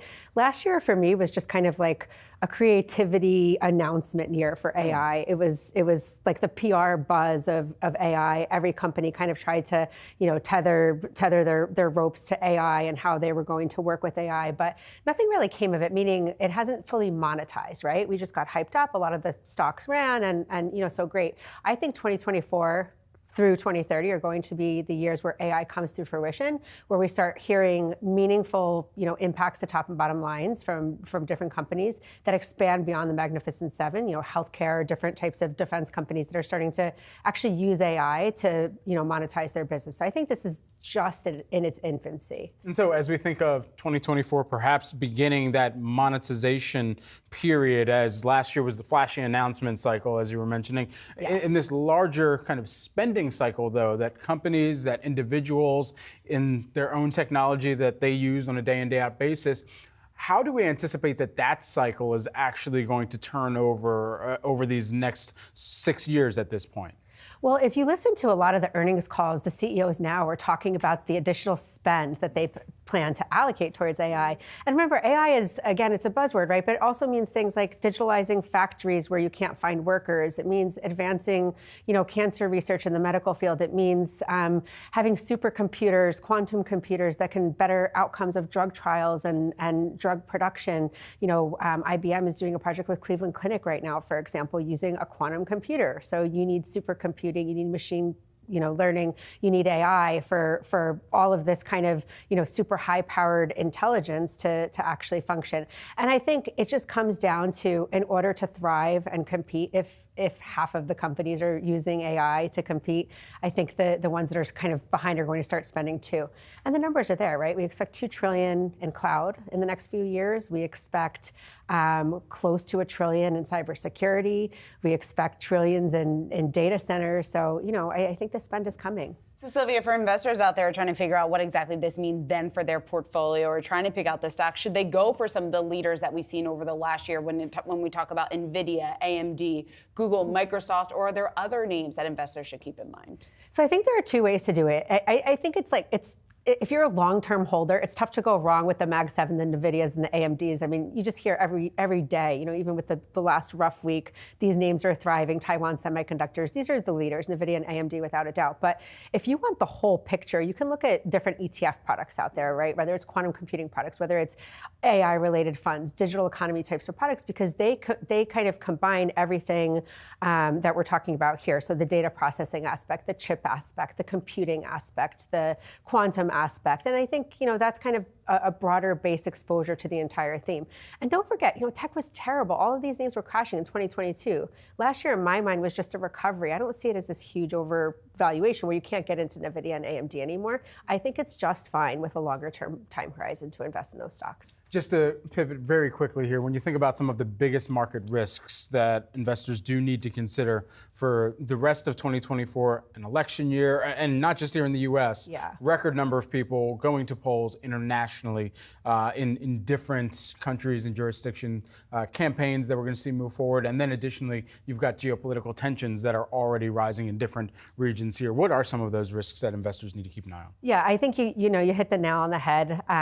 It's geopolitical risk. I would say that's at the top of mind. What will happen with China, and then not to mention the two major wars that we have going on behind the scenes.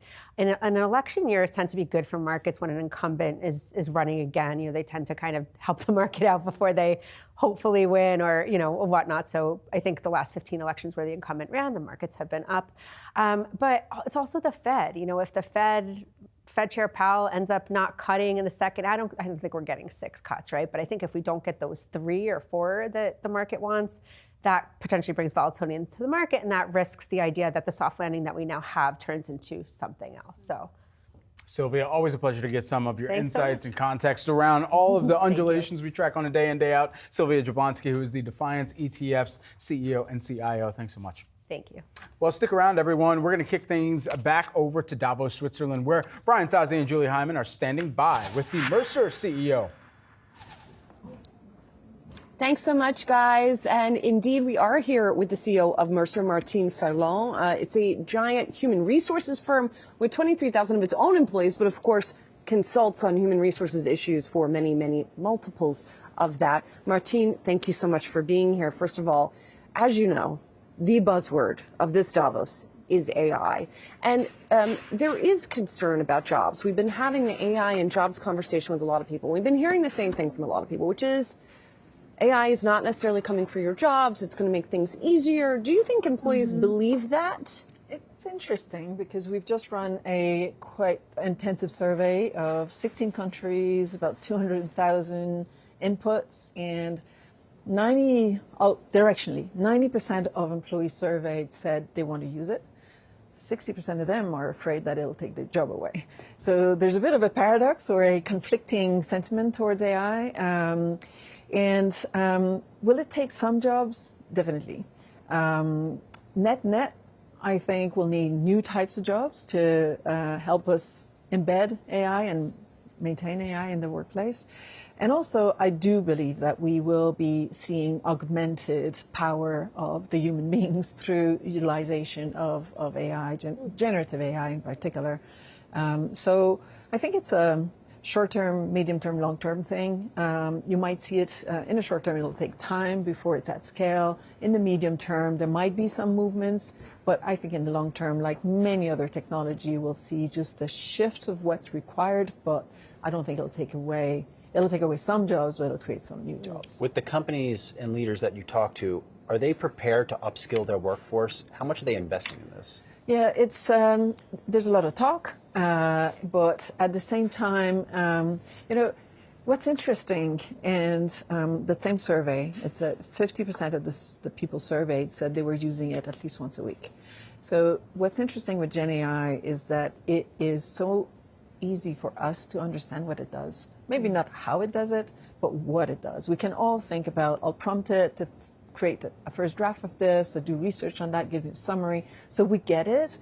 And I think there's power, and we're talking to our clients about that, to your question, about lifting all boats, because it's a bit like internet. Everybody uses it today. So very, very quickly we see everybody starting to use it for different usage, like in personal, professional. And therefore, I think, first of all, we need to democratize access. We need to do it in a way that's controlling the risk of you sharing your data out. Companies very, very keen on protecting the data that they hold, but at the same time benefiting from this. So there's that. And then I think 2023 for generative AI was a year of 1,000 flowers blooming. And now what you're seeing, to your point about investment, apart from broad-based access and training, it's also, okay, we've piloted so many different things. Where do we think there's more value to us to scale some of these ideas? So we'll pick our spot a bit more in 24, and we'll scale some application, whether they are for efficiencies, for employee experience, for client experience. A lot of people have said to us, we've had lots of technological innovation in the past where people were afraid of losing jobs. And most of that proved to be unfounded. But there have been some other types of changes. I think of trade changes, for example, NAFTA in the United States, where people did lose jobs, or at least jobs shifted around. How do we know what's going to happen? Who knows? But it's impossible to think jobs won't be shifting around a bit. And I think we are completely underestimating the type of work that will be transformed. You started seeing lists of these jobs more than those jobs, but who knows, because this is going so fast, it's learning so fast. But one aspect that I don't think we talk enough about is we talk about labor shortage, skills shortage in a way, but it's also related to demographics. In many European countries in particular, we're seeing populations decline. We're seeing populations aging. So there's all kinds of things related to that. But if you think about generative AI, if it can accelerate some part of the job, it may be actually helpful to deliver the service that an older population will require, that a younger population active in work will not be sufficient to render. So I think if you think of Gen AI and that construct of declining working population size, it's quite interesting because we need to keep growing. That's the base of our economies. So in other words, you're saying if there is this roll-off of people retiring and the overall workforce is shrinking, that if we're making the existing workforce more productive, that will be helpful. Exactly. Interesting. We also, at the same time, need to make sure the older population continues to be productive longer, because they live longer, they need to finance a longer life. But it's part of the solution, I think. Are you in the camp that as AI spreads, it will create more inequality? That's a danger. That's definitely a risk. So with AI, as we all say, there's the risk of data leaks, the risk of errors and falseness, but there's the risk also of who has access again. So you need to be very careful. I was having some discussion with the European Commission today, and they were looking at digitalizing the world, giving access to Europeans on Wi-Fi across everywhere, because that will be the entry point. If you don't have access to that, how can you have access to AI? So absolutely, I think there is a risk of the gap widening. It's interesting. I don't know, in the US, for example, the gap that had been widening for 40 years has started to shrink a little bit in the last couple of years since the pandemic has kind of ended, not ended. So we'll need to be very watchful of any effect that way in access. Martine Ferrand, CEO for Mercer. Thank you so much. Good to see you again. My pleasure. Thank you for having me. All right, much more ahead from Yahoo Finance's coverage at the World Economic Forum. Interviews with Cloudflare CEO and C3 AI, Tom Siebel. We'll be right back.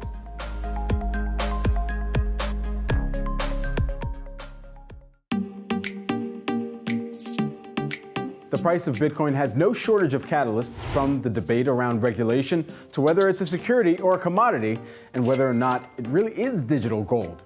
But one event is undeniable in its impact on the world's most premier digital asset, the halving. Every 4 years, the reward for mining the biggest cryptocurrency is cut in half. This happens in order to reduce the amount of coins in circulation. How is it calculated? Well, it happens specifically every time 210,000 blocks are mined. We can calculate the date fairly precisely with the knowledge that the average block time for Bitcoin mining is around 10 minutes. That calculation gets us very close to 4 years. Why is it needed? Because there's only so much Bitcoin available, 21 million to be exact.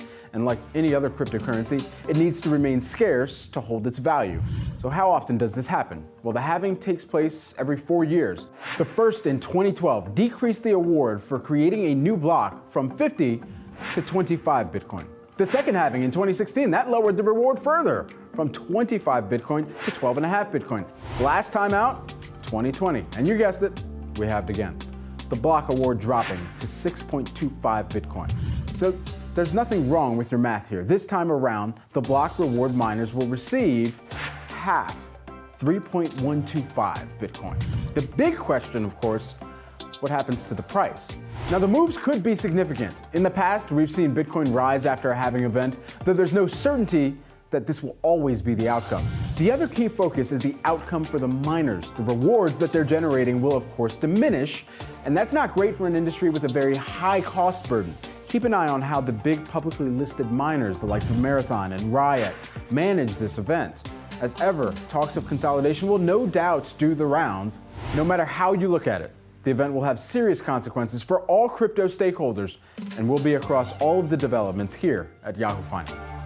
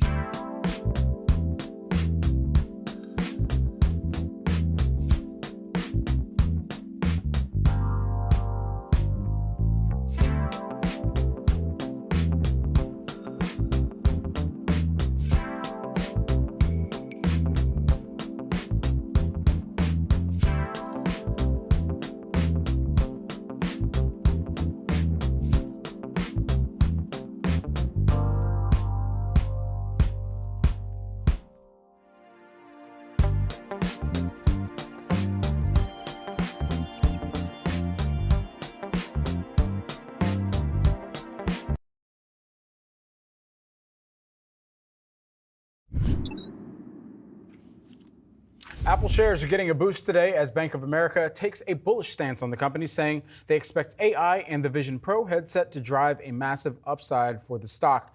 This comes as the tech giant is taking the L on its latest smartwatches, agreeing to sell the Series 9 and Ultra 2 watches without its blood oxygen feature here. So two very different components to think about here, but at the end of the day, when you think about this upgrade that's come forward this morning and perhaps having a more pronounced move on the stock, at least during today's session, there were two things that stuck out from this call from Wamsi Mohan. One, stronger multi-year iPhone upgrade cycles driven by the latest need for hardware to enable generative AI features. Two, higher growth in services. That is on pace, well on pace, and it has been to reach that $100 billion annualized run rate just in that segment.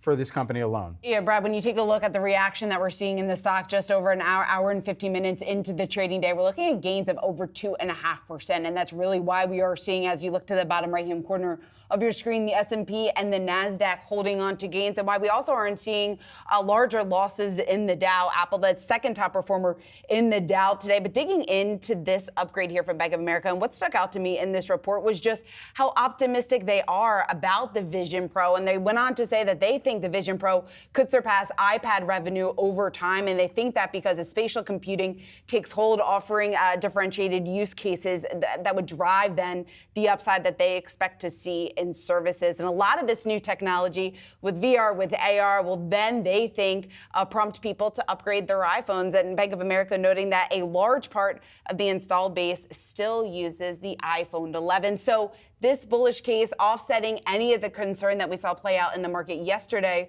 from that ruling when it comes to the smartwatches. And even there, I would say this is almost a win for Apple in terms of how they are navigating this situation. They were able to make a software fix, so they're still able to sell the smartwatches here in the U.S., which then could potentially be a big win there for them down the line. Yeah, absolutely. You had mentioned the Vision Pro, and a lot of our viewers see that Vision Pro on screen. They see $3,500, and yeah, it's very expensive. It's a good reminder right now that we're still in the very early adoption phase for those who are even going to fork over that type of money for a device that still does not have the amount of developers that are even putting content into it, the partnerships that Apple is going to see come forward. So even in our conversations with Wedbush's Dan Ives in the past, he said that this needs to get slimmer in terms of the product design. Also, we need to see a trimmed down price as well. And he anticipates that future iterations could see this come down as low as maybe $1,500, which actually puts it in the range of a MacBook.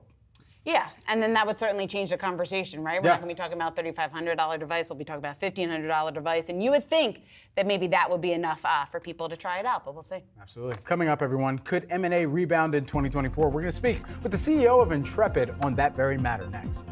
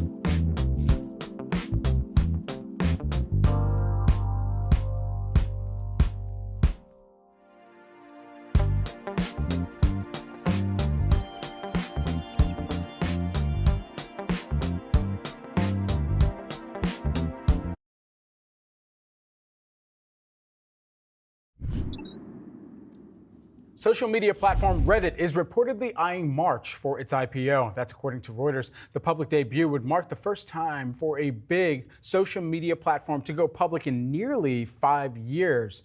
And the last time one did, it didn't even want to be called a social media platform. Is this a sign that deal activity is set to pick up? 108 companies went public last year, raising nearly $19.5 billion, according to Renaissance Capital, an improvement from 2022, but still weak compared to prior years. The M&A market has also struggled to gain momentum, 2023 marking the lowest number of deals closed in a decade. For more on this, let's turn to Ed Bagdasarian, who is the Intrepid Investment Bankers CEO. Ed, great to have you here with us this morning. So help us break down your expectations coming off of 2022 and 2023 in both of these facets, and especially as we're hearing rumors that Reddit could potentially be tapping the public markets here. Sure. Well, thank you for having me on your program, Brad. And yes, there's a lot of optimism for the M&A market in 2024. Listen, the headline news, as you've indicated, is that the M&A volume was down by 22%. But the real story is what's behind the numbers, Brad. I look at the M&A markets in 23 as a barbell. On the one side of the barbell, you had great companies that had good business models, and those had really all-time high investor interest, and valuations were very high. On the opposite side of the barbell were difficult, troubled businesses that had tough models and certainly troubled balance sheets. Those had to restructure, and oftentimes inside the bankruptcy system. Those also attracted a lot of interest from a lot of opportunistic buyers. In between those extremes, you had the average businesses. Those are the ones that typically experience more subdued buyer demand and lower valuations. I think you're going to see that activity pick up, and there's very good reason for optimism. And Ed, digging a little bit deeper into that, when you expect this gradual return that we could see within the deal activity space here over the next several months, I guess sector-wise, are there any sectors where you expect to see maybe more favorability or more optimism when you compare it to some of the other classes that maybe still be overvalued or may not be attractive to investors, to corporate America right now? Absolutely, Shana. So we're seeing a lot of activity in our healthcare group, specifically in the behavioral health, substance abuse businesses, home care supply, distribution businesses. We sold a company called Shield Healthcare to Henry Schein. Where unfortunately, it's a sign of the times, more and more people are having difficulties and mental health issues, and that's unfortunately a booming business. So we see a lot of investor interest in that. We're also seeing significant interest in food and beverage. Yesterday, we just closed a minority investment. We represented a company called Bloom, which is one of the preeminent suppliers of super green foods, and that received a $90 million investment for a 20% stake from an investor group that was led by Nutrabolt, which is a company that's owned by Dr. Pepper. We're also seeing a lot of activity in the software sector. Companies that have business models with recurring revenue models like SaaS are getting a lot of investor interest. We're also seeing strong investor interest in specialty industrials and everything that plays in the home shoring trend that we're seeing, the movement of the supply chains from Asia to the United States and in North America generally. Some of the tougher sectors that we're seeing is consumer discretionary. And even in those, you have pockets of sunshine. We have a group that specializes in beauty and personal care companies, and we have significant interest in some of these deals in that sector, the differentiated businesses with a direct-to-consumer strategy. And also companies that cater to enthusiastic, consumers and, passion-oriented businesses. And just to jump in here, because we have our team over in Davos, Brian Sazi and Julie Hyman, they've been speaking with a number of CEOs, a number of policymakers, and one of the central themes, it seems, out of Davos this year is AI. A lot of that excitement that we saw play out in the market in 2023, exactly what that means in terms of the next leg or the second year for that excitement here for the markets. I'm curious, how are you evaluating those opportunities, and how are you separating some of the hype and some of the bubble that people have been talking about from some of the real use cases and attractive investment opportunities? Sure. So we're looking at, again, we represent sellers on the mergers and acquisition side, Shana.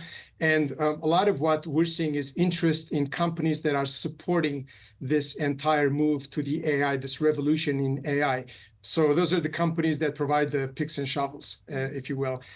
Companies that provide digital infrastructure or AI tools to enable the transition to an AI economy. So a lot of people are focused on the productivity gains that AI is promising to introduce.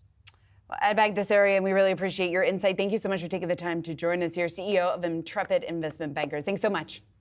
Pleasure to be here. Thank you.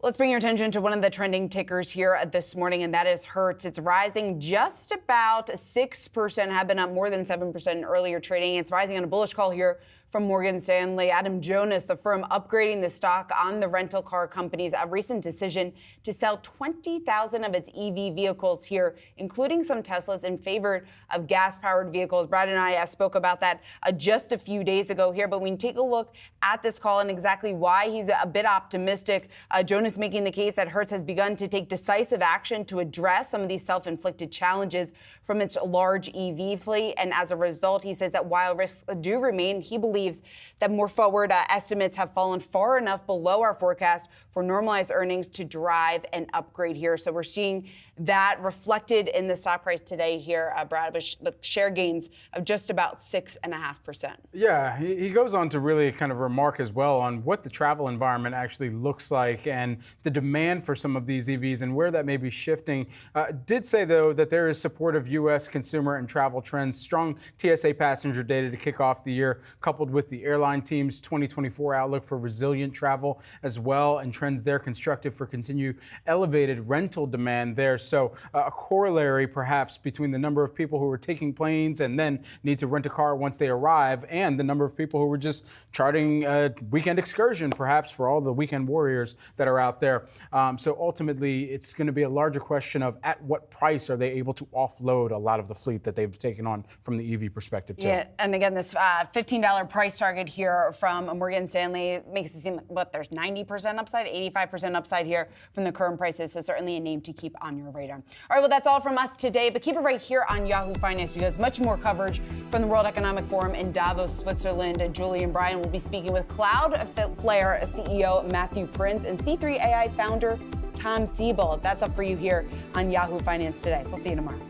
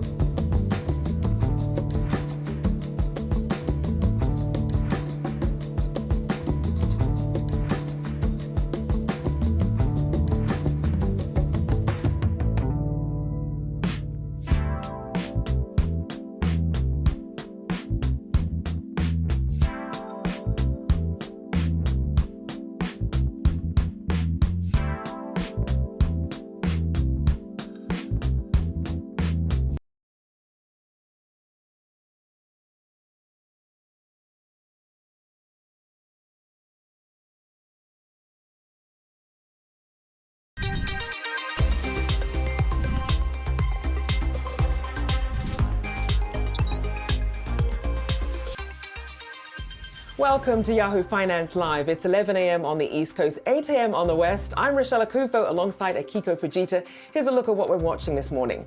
Taiwan Semiconductor saw net profit fall 19% year over year in the fourth quarter. We'll break down the road ahead for the chip industry this hour. And crude awakening global oil demand pulling back at the end of 2023. And the IEA says it sees further weakness ahead. We're going to discuss what further geopolitical tensions could mean for prices this year. That's right. Plus, more of our coverage on the ground at the World Economic Forum in Davos, Switzerland. We've got conversations with Cloudflare CEO Matthew Prince and C3AI founder Tom Siebel on tap this hour. First, though, let's take a look at where markets are trading right now, 90 minutes into the trading day. And it is all about the tech trade today. Three major indices right now. The Nasdaq seeing the biggest gains, up roughly 1% there. The S&P 500 up 15 points and the Dow down 75 points. Weekly jobless claims coming in at their lowest level September 2022. And that is leading to some moves we're seeing in the Treasury market right now. Gains across the board from the shorter end to the longer end right now. The 30-year yield at 4.34%, the 10-year yield at 4.12. Well, we are talking about chips today with shares of Taiwan Semiconductor jumping and boosting other chip stocks as its fourth quarter results suggest that the worst may be over for the sector. TSMC forecasting solid growth for 2024, seeing a revenue increase in the low mid 20% range, driven by huge AI demand. We have our very own Dan Halley joining us on those results. Dan, we've been talking so much about the slump that we have seen in chips from slow PC sales, slow smartphone sales. There's a lot riding on those AI devices. What do we learn from TSMC today? Yeah, it's really the AI kind of boom that we're seeing, and the discussion of AI in general seems to be kind of actually getting rolling when it comes to the likes of laptops, desktops, smartphones, and don't forget the server side of things. So obviously, Akiko, you were at CES, you saw the huge amount of devices and companies talking about AI, how it's going to be infused into every kind of product that's available. Some of that is going to be vaporware, but when it comes to things like chips, laptops, desktops, those companies are moving full steam, and they're going to need some manufacturers to provide those chips. So TSMC obviously working with the likes of AMD and Nvidia, so that's going to be very helpful for them. In fact, Nvidia for CES had specifically said that they're basically building AI PCs on their own and have been for some time, just because of the fact that they run their graphics processors. And then on the flip side of things, on the smartphone side, we're seeing more companies start to push AI as a smartphone component. Yesterday, we saw Samsung launch its new Galaxy line of smartphones. They have Galaxy AI, which they point to as a huge benefit for Samsung. Part of that is powered by Google's AI capability. So, it's becoming a real selling point for the companies. Whether or not that translates to consumers, we still have to see those phones go on sale later at the end of this month. Google already sells its own smartphones with some of those capabilities, but we'll see really when it hits the mainstream with Samsung. Google doesn't really have that big of a market share. So yeah, I mean, this really kind of shows that the generative AI play is starting to work its way from the hype, the discussion of what it could do, to actual products now hitting the market. So Dan, what does Taiwan Semi's success mean for its customers like Apple and Nvidia? Does that tend to translate? Yeah, I mean, it generally does, right? This is something where, especially for Nvidia at this point, they're putting out new chips, new hardware for consumers and enterprise. The difference between the enterprise and the consumer is when it comes to enterprise, they go for thousands of dollars, but they don't sell in huge amounts like the consumer side of things, but they're worth a lot more. So obviously it's a better play for them. But the consumer side is going to see some boost because Nvidia just announced some new chips at CES. So that's going to mean more sales for them. Hopefully for Nvidia, that means that they'll start to see the gaming side really pick up again with these chips. They're getting very good reviews so far. And then for Apple, what we're going to likely see is some form of generative AI capabilities in the next line of iPhones, if not the one after that. So we're talking iPhone 16. We have the current model is the 15. We could see some more push into generative AI there. And obviously that would mean more powerful processors, more powerful chips for the next generation of iPhones, which TSMC takes care of for the most part. So I think for Apple in general, they're not going to specifically call out generative AI, at least if they stick to their MO, which is to not call out the technology itself, but rather the features that it enables. Regardless, if they do have features that are powered by generative AI, even if they're not mentioning it, it would be a good thing for TSMC because it would mean more powerful chips, Apple putting in a lot more orders, people wanted to get those devices. And certainly good timing, considering all the devices people bought during COVID, and they're probably due for a refresh right about now. Appreciate you, as always, our very own Dan Howley. Well, stocks are mixed this morning as the latest initial jobless claims report comes in at the lowest level in 16 months. Now, this is just the latest piece of data showing that the economy remains strong and aggressive rate cut bets may have been overstated. With that in mind, we also heard from Atlanta Federal Reserve President Raphael Bostic warning against cutting rates too soon, saying the worst thing for the economy would be to cut rates and then have to raise again. We'll hear more from Bostic at noon on his economic outlook. Well, joining us now is Young-Yu Ma, BMO Wealth Management U.S. Chief Investment Officer. Thank you for joining us this morning. So, Young-Yu, as you look at some of this latest data that we're digesting, especially on the heels of what we saw with the still spending consumer, what does this economic outlook then mean for how markets should be interpreting it? Yeah, it's great to be here. Thanks, Rochelle. Yeah, we have had some strong economic data generally, but a few mixed data points as well. We see consumer spending is strong.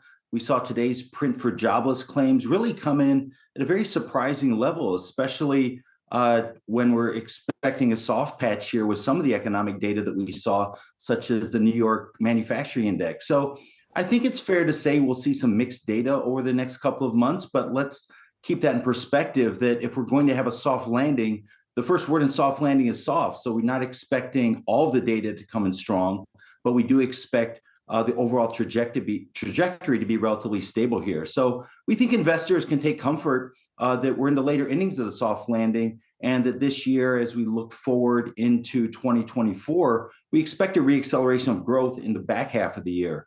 So we think that's what investors should be focused on. So the later innings of a soft landing, what does that ultimately mean for how quickly the Fed cuts rates? It feels like we've seen sort of a pullback of expectations here, as we've heard more from Fed officials this week saying not so fast. Yeah, we think the market's really got quite a bit ahead of itself in terms of thinking of when and how aggressively the Fed would cut rates. If we think of the Fed's job description, the Fed has a dual mandate. One is maximum employment and one is price stability. And if the maximum employment box is well checked off, really, the Fed is going to focus on price stability. And as you heard the Atlanta Fed president talk about, the Fed definitely does not want to find itself in the position of having to raise rates if inflation were to pop back up toward the end of the year or even next year. So it really wants to play the long game here. And I think the market was really looking for sort of a quick fix, but the Fed is really looking on a longer trajectory. And so then as we look at the volatility that we're still seeing at the moment, in your note, you say patience is going to be warranted in Q1. So for investors who are sort of wondering, does that mean I keep my cash on the sidelines or are there opportunities there? How should they be looking at this opportunity?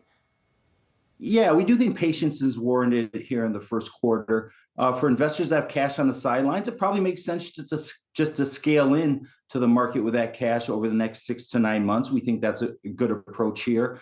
But we think in the latter innings of the soft landing, we will get mixed economic data, and the Fed will be relatively slow to cut rates. So we don't think the market right now where it is, the equity market, is going to have a repeat of the last couple of months of November and December and just be in strong rally mode. We think it'll be much more of a sideways market, some consolidation of the gains we had at the end of the year. And we have to give some time for the soft landing to play out and give some time for the Fed to feel more comfortable cutting rates. And then if we look to the second half of the year, we can see the path toward a reacceleration of growth. So right here, we're expecting more of a sideways market in the first quarter, some consolidation of those huge gains at the end of 2023, which we shouldn't forget how strong those were and investors benefited from. But with cash on the sidelines, it makes sense to gradually scale into the market here.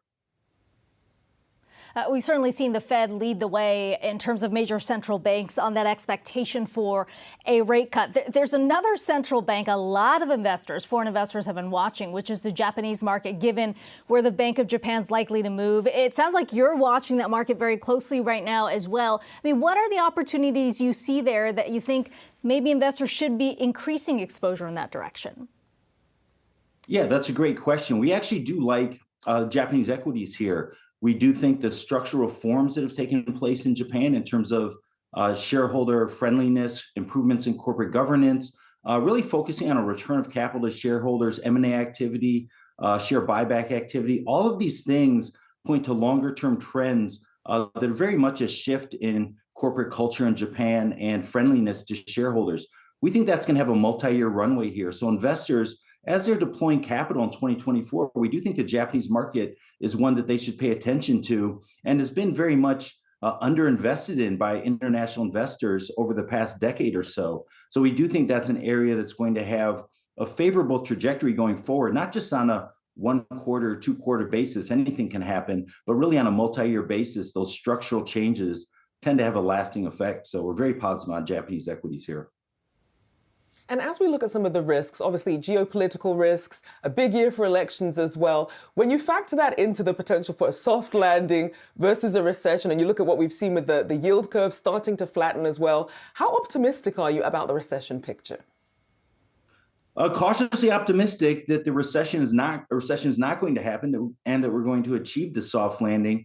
The risks you talked about are important. We don't want to dismiss those, because what happens when we have more of those risks that are present in the economy, it creates a sense of fragility and an environment where if there is some type of negative shock or something unexpected that happens in the economy, all of a sudden you can get a derailment of that economic growth or a derailment of some of the soft landing dynamics that still look to be in place here. So the risks are important to focus on, not because we think the current risks are strong enough to derail the soft landing, but it has injected an element of fragility and uncertainty that we have to pay attention to if other factors start coming into play here. Young-Yu Ma, BMO Wealth Management U.S. Chief Investment Officer. Always good to have you on the show. Appreciate the time today. Thank you, Kiko. Let's take a look at some trending tickers that we are watching at this hour. Healthcare stocks, Humana, CVS, and United Health all falling this morning as rising medical costs weigh on the industry. Humana cut its full-year forecast this morning, citing high inpatient utilization in its Medicare Advantage business. This comes just a week after United Health Group reported the same thing in its fourth quarter results. You see Humana taking the biggest hit today, down about 11.5%. Rochelle, I'm thinking back to those conversations that we had at the height of the pandemic. So many Americans putting off those elective, non-emergency procedures. Now we're still seeing that trickle through, and that's leading to really high costs, added costs for these medical insurance companies. It's true. And I mean, we've seen that healthcare-related stocks have really been beaten up year to date. Apart from those that have been benefiting from GLP-1 and obesity drugs, they have been beaten up. Now, keep in mind, of course, healthcare does tend to be a more defensive sector because it's not usually tied to sort of the whims of the economy, the shakes in the economy. But we really haven't seen investors pouring into those defensive stocks as well. So also playing into that as well. But unfortunately, we're continuing to see that these healthcare stocks getting a bit beaten up here in the middle of earnings season. Well, shifting gears, we also have our eyes on Netflix. A Citi analyst suggesting this morning that investors hit pause on the stock ahead of its earnings next week, citing 3 big reasons. 1, 2024 revenue estimates may be too high. 2, 2025 content investments may exceed estimates. And 3, of course, we can't rule out potential acquisitions. So it's interesting to look at what they're expecting in terms of spending on content, because we know that Netflix had in fact been pulling back on some of these very expensive programming, leaning more into adding some ad tiers to its gaming as well. But for some reason, we're not seeing that we're not seeing that reflected in that Citi note there, at least not to the degree that's not giving some sort of caution ahead of earnings here, Akiko.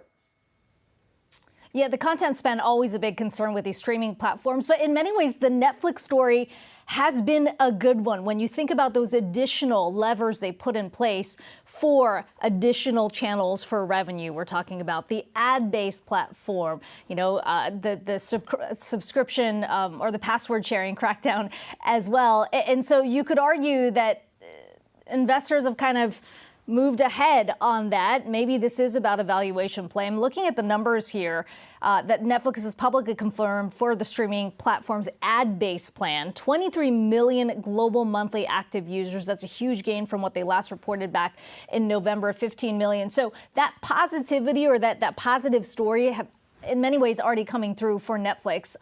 But other analysts still pretty bullish on that. When you look at BofA Securities analyst Jessica Ehrlich saying that she thinks there still can be more gains for subscribers, specifically in those lower price options as customers become more and more cost conscious. There are other options they can tap into. So we'll have to watch very closely when Netflix reports those results next week. Well, coming up, we've got more from the World Economic Forum in Davos, including a conversation with Cloudflare CEO Matthew Prince, where he issued a stark warning about AI. I don't think AI is going to fade over the long term, but if I had to predict, I would say 2024 is going to be kind of the year of the AI letdown.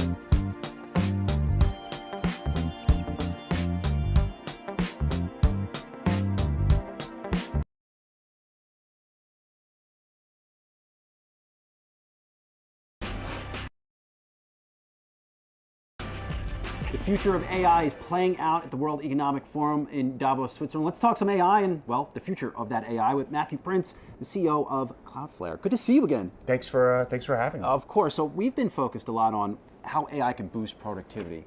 What's the other side of the coin? What are some of the risks you see with the technology that you're gaining access to? Yeah, I think one of the things that we've really been talking about here at Davos is some of the downsides of AI. What are some of the things that people who are committing fraud, people who are trying to do malfeasance online, what can they do with AI? And I think we're going to see a series of stories over the course of the next year. Some of them are already coming out about people who are being tricked because someone can replicate their voice, replicate what they look like, replicate sort of everything that seems human about them to trick people into maybe sending money, doing other things. And I think that's one of the big topics that we've been talking about here at WEF.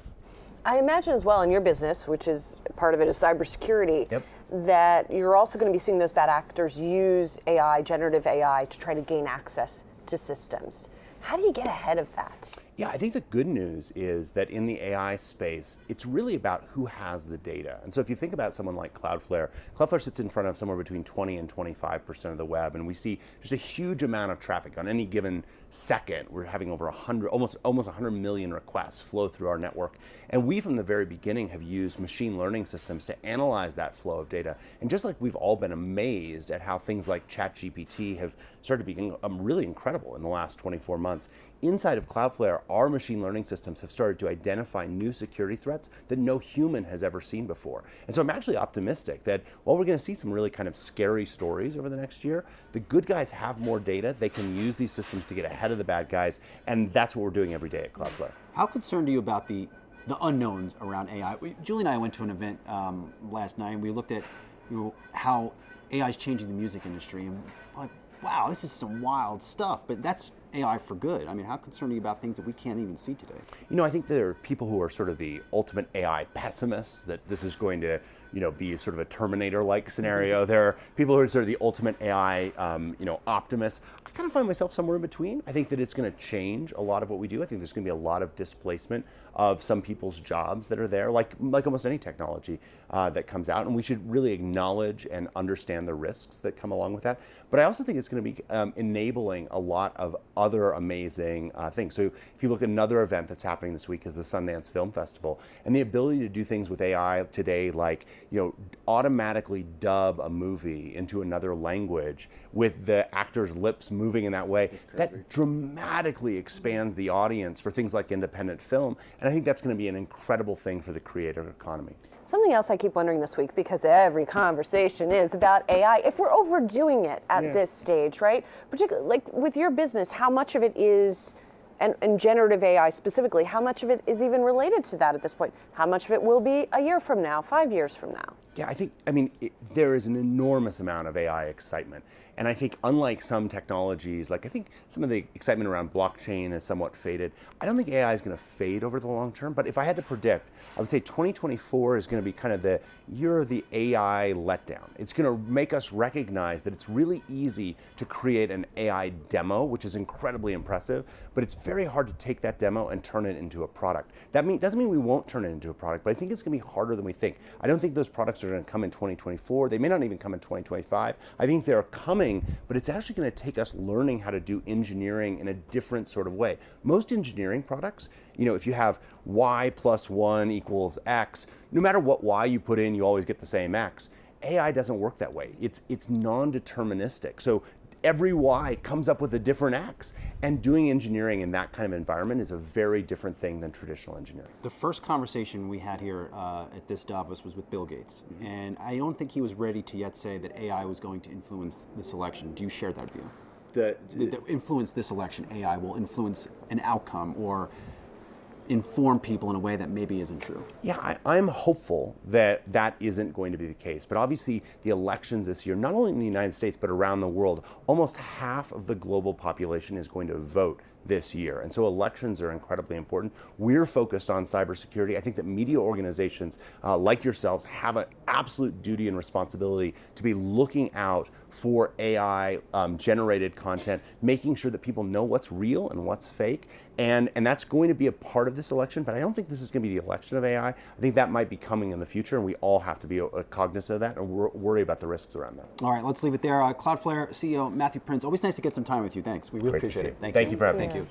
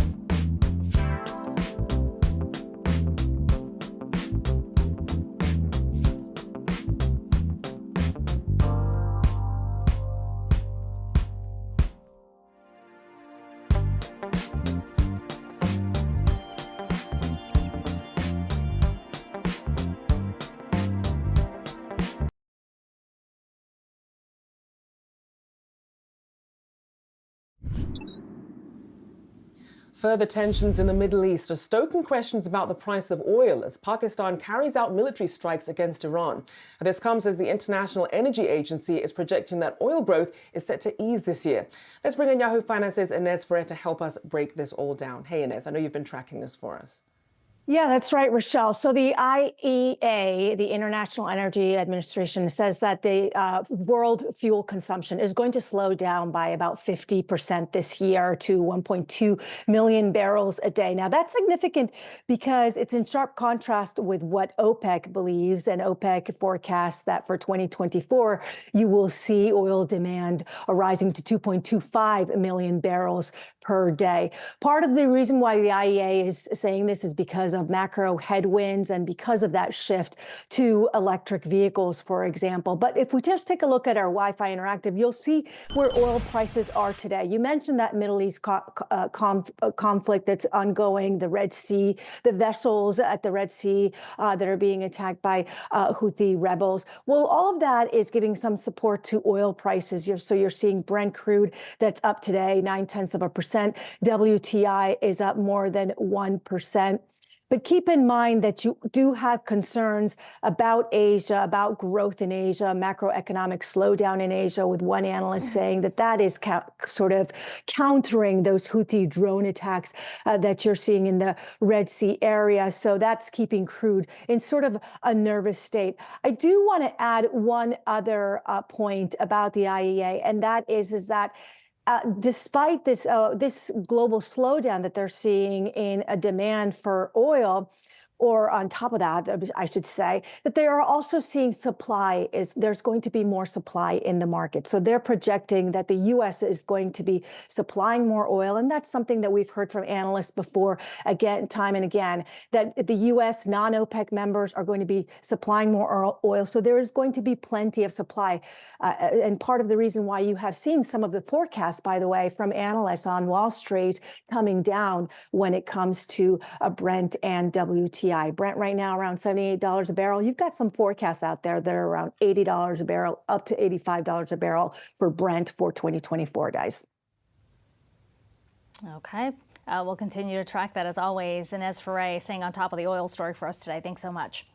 Well, the World Economic Forum is warning about the toll climate change is likely to take on the global economy. A new report out this week estimates $12.5 trillion in economic losses by 2050. Our next guests have launched a $65 million VC fund, Climactic, to help companies transition to a net zero future. And they've got some big name backers, including LinkedIn founder Reid Hoffman and Twitter co-founder Ev Williams. Let's bring in Raj Kapoor and Josh Felser, the co-founders and managing partners at Climactic, to discuss what they're doing in this space. Good to talk to both of you. Raj, let me start with you about the focus of this particular fund. You're looking at companies that are helping enterprise transition into that net zero future. Why specifically that focus? So when you look at the climate crisis that we have, there are three real constituents that can make a difference here. There's governments, there's consumers, and there's businesses. We're not going to rely on government policy to change for obvious reasons. We don't think the consumer is going to pay a premium for green services or products, and we don't think they're going to lower their energy use in the world. It really comes down to the 8,000 plus businesses, many at World Economic Forum, who've made a commitment to get to net zero, but they don't know how.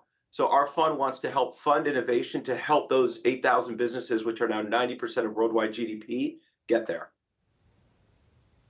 Josh, let's pick up on that point, because what we have seen over the last few years is these major companies coming out with very ambitious climate goals, and then in the last year or so pulling back that target, or pushing back, I should say, that target even further, partly because they haven't necessarily made the investments that are required for that transition, a bit of a reality check as well. And also you could argue that shareholders aren't necessarily demanding that change in the same way they did the last few years. I mean, I'm wondering what you're seeing from your perspective and how some of those companies are looking to invest in can help accelerate that transition. Right. So we think that the E should be freed from the ESG. That's another conversation. But, we're funding this innovation that is going to free, really help these companies generate the kind of innovation they need to hit their goals. I think we're just seeing the kinds of companies from capital allocation to energy infrastructure to using AI for insights and action really make a difference in these companies' goals. And I think, we're going to see some really interesting developments around smart software and helping some of the biggest companies of the world figure out how to reach these net zero goals that they've set in a way that doesn't affect their earnings. And so, Josh, Rochelle here, I just want to follow up. You talked about taking the E, the environmental part, out of ESG. What would that do, you think, for VC funding in this space?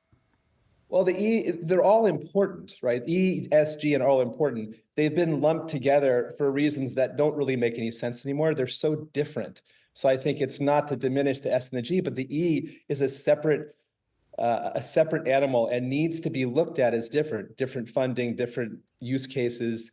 It's looked at differently within the organization as well. So I'm hoping that we're able to focus on all three, but not lump them together.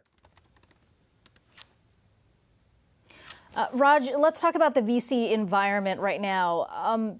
You look at the last year, it's certainly been a bit of a pullback. I'm looking at data from PitchBook, specifically looking at the number of active investors in the U.S., down 38% in the first 3 quarters of 2023. What are you seeing there? How difficult has it been to raise money for this fund? So, I'm coming from a background where I was at Mayfield, which has been one of the longest standing Silicon Valley funds. It's certainly a very different environment when you're raising a first-time fund in a new sector, which is climate tech, in probably the worst time in 15 years. So it was definitely challenging. We got it done. But in general, people are pulling back a bit because they're not seeing the distributions, the liquidity from their existing venture portfolio. And the last couple of years, most existing venture managers have come for double, triple their fund size. So they're really feeling tapped out right now. But what we're seeing, especially the last couple of months, is light at the end of the tunnel for a few sectors like climate tech and AI. And so, Josh, when you look at this smaller share of VC funds now, when you think of the inflection point, was it about the regional banking crisis, or was this really something that was already in the works? And what will be the next inflection point to really make a lot of these companies who see the numbers here, they see the economic impact of not taking action? What will be the next catalyst, Josh? We think we can talk about the trends that we're seeing, and I think it's really some of the exciting trends that Raj and I are seeing that will make the difference versus some systemic change. And we can talk about that now if you want. One of the trends that we're focused on that we find we think is going to have its moment in 24 is really this everything around EV charging to renewable energy to storage, and especially storage, and all the smart software needed to manage all of this. We have a very fragile, antiquated energy grid, and we need smart software to navigate the addition of clean energy and EV charging onto the infrastructure. So we're very excited about that area. We think it can have a tremendous change. Josh, on that point, it is about sort of a public and private partnership that will help lead to this broader transition we're talking about. When you look at something like the Inflation Reduction Act, to what extent do you think those funds coming from the federal side have helped accelerate the tech that you've been investing in? I mean, what are you seeing in terms of the impact coming through from the IRA? So my partner was just point in a stealth company that we invested in. So I'm going to allow him to answer that because that company is in the middle of the question you just asked. So what we're seeing, from the IRA is a significant amount of incentive towards taking action and accelerating action. So giving, for example, loans and grants. It's not that they're propping up a wrong business model, which I think happened in Clean Tech 1.0. It's about taking what's there and getting the customer over the hump by lowering the initial cost and lowering the for example, the amount of R&D that's necessary because the government's going to pick up some of the tab. It's really working. It's making a difference right now. I hope it sticks in 2024. And so, Raj, for the people who are watching here, if you're a young climate tech company trying to get into this space, what should you be aware of in terms of the funding that's available and really some of the risks ahead? Yeah, this is actually an AI opportunity, which is there's so much funding available from so many different areas that what we do need is AI to help a startup figure out what are all the different sources, but also potentially rewrite their grant proposals so that they're optimized towards the different funding that's there. And we're seeing that happen right now with one of our companies. For example, Populous, which sells software to cities, is going after a lot of the smart city grants that are there and is using AI to figure that out. Certainly exciting times to see how that will play out. Raj Kapoor and Josh Felser, co-founders and managing partners at Climactic, thank you for joining us this morning. Thank you very much. All right, coming up, more from Davos. The CEO of C3 AI speaks with Yahoo Finance about what's ahead for the innovative technology. Stay with us.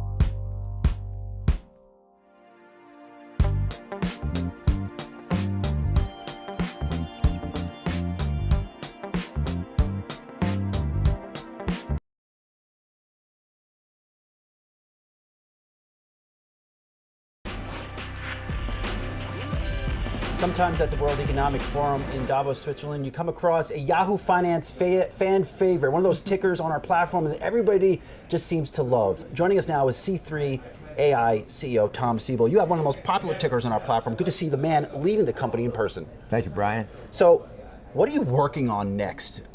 Tell us a little bit about enterprise software and what's the next big thing in your space? We've been building enterprise AI applications now for 15 years, and we spent almost $2 or $3 billion building these applications for manufacturing, supply chain, demand chain, precision health, finance, defense, intelligence.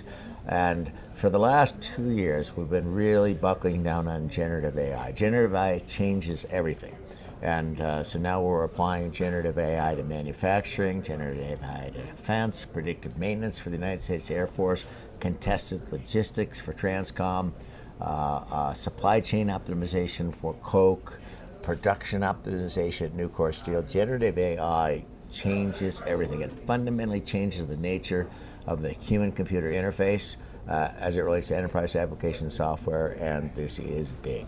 Now, you are, I think we can say, a corporate technology pioneer, right? Siebel Systems was the company that you had that you ended up selling to Oracle. And so you were there at sort of the beginning edge of customer relationship management software. Compare that with what we're seeing with generative AI, because you said it's going to change everything. So what are the parallels and what are the big differences? Actually, I was at the beginning of enterprise application software because I was there when we started Oracle, database, then ERP, then CRM, then So you've seen a lot of these I've different... seen this for a while. And when I began the information technology business globally, it was about $200 billion. Okay, now it's like, 7 to 8 trillion. Generative AI alone, is predicted to be like a $1.3 trillion market in a few years. This is the fastest growing segment of the enterprise application software market in the history of enterprise application software. Walk down the promenade, Tom, and there's all these companies with demos and buzzy installations and trying to pitch people things. But not everybody can win in this. And I'm sure you know about that just having the arc of your career. Is there a shakeout in AI? And it consolidates around 3 or 4 companies. Well, a lot of it is just noise. I mean, we have these enterprise application software companies that, wrote their stacks, 20 years ago, and now they put AI on their ticker, AI in their name, and because, and every company on the promenade, it now says AI, even though, they shipped their software in, in 2003. So a lot of it is just fluff. I think like every big change, like the internet, like the smartphone, I mean, we're going to see a proliferation of technologies. I mean, how many smartphones did we see before it came down to like 2? Okay, and how many smartphones did Microsoft release? Okay, Motorola, Nokia. I mean, where are they? They're gone, and we're down to like 2. So we'll see this is big. It's really big, and we're going to see a proliferation of 1,000 points of light, and then it'll consolidate down to a few winners, just as it does in all other aspects of the information technology business. What will characterize the winners? People who deliver high-quality products to deliver economic benefit to their customers. Hard stop. It's easy then, right? Hard stop. Talk to us about just your order book, your financials. How much will you earn over the next couple of years because of this boom you're talking about? Well, we're anticipating significant growth. In other words, we have clearly seen in the last 2 or 3 years the interest in AI and enterprise AI that we've been working on for 15 years just kind of grow exponentially, right? I mean, there's nobody at Davos who isn't talking about AI. So we have today, I think, 58 tried, tested, proven enterprise application software products in the market today that handle everything from generative AI for Salesforce and generative AI for Workday to generative AI for manufacturing, supply chain, demand chain, and production optimization. So I think we're in a pretty good position to benefit from this interest, and we'd expect to see our growth rates grow considerably in the coming years. That said, just quickly, your last earnings report did disappoint the street to some extent. So when you go forward into this year, I don't know how much you can tell us given where you are in the reporting cadence, but what kind of, as you're looking into the quarters that are coming, what kind of spending cadence do you expect from clients? Well, we changed our pricing model about 8 quarters ago from a subscription-based pricing model to a consumption-based pricing model. And so for a short period of time, that depressed our growth rates and brought the stock price down. Now, I'm not sure what happened last quarter, but last year, I think our stock price was up 156%. Yes. So, I mean, not bad. The Crimea River, okay, and so I think that that was pretty good. So we have seen in the last 3 quarters our growth rates accelerating, and we'd expect to see. I mean, this enterprise application software market for enterprise AI applications is going to be huge. Our goal is to establish a market leadership position globally in that space. We might succeed at that, and if we don't succeed, we might be number 2 or 3. Okay, any way you slice it. That's a hugely successful global juggernaut. Before we let you go, as I mentioned at the intro, you have one of the most viewed tickers on Yahoo Finance. People love trading your stock, looking up into it and studying it. What do these folks need to know about you as a leader? We're focused on quality, we're focused on excellence, we're focused on innovation, we're focused on customer satisfaction. I mean, we're not the woke company. I mean, we're here for business ethics, high quality products, customer satisfaction, delivering economic benefit to our customers. Some of our customers generate, actually one customer has $2 billion in economic benefit from the use of our products last year. Another customer that's in the lumber and manufacturing business generates $1 billion in economic benefit. Brian, at Oracle, at Siebel, at SAP, at Salesforce, there is no customer that has stood up on stage and said we're getting $2 billion in economic benefit a year from the use of our products. In the case of C3, we have customers that say that. That's what we deliver. High quality customers into the hands of high quality products in the hands of satisfied customers. That's what we do. Well said, sir. Good to meet you in person. C3 AI founder and CEO Tom Siebel. Enjoy the rest of Davos. Appreciate it.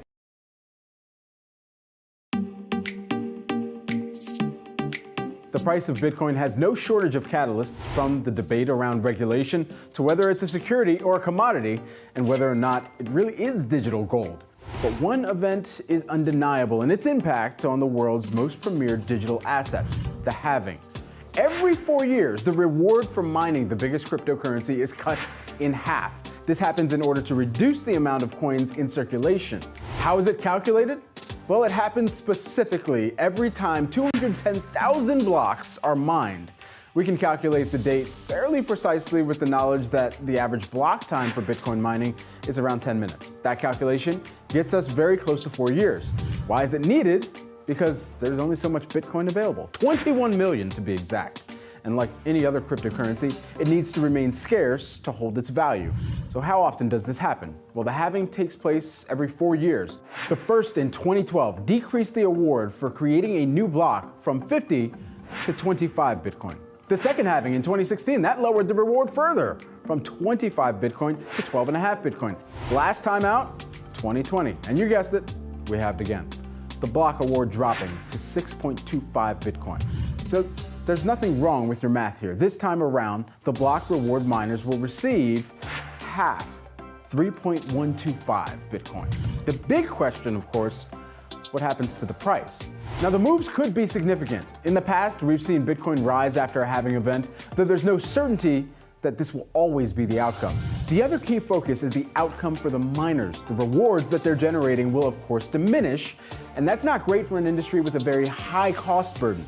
Keep an eye on how the big publicly listed miners, the likes of Marathon and Riot, manage this event. As ever, talks of consolidation will no doubt do the rounds. No matter how you look at it, the event will have serious consequences for all crypto stakeholders and will be across all of the developments here at Yahoo Finance.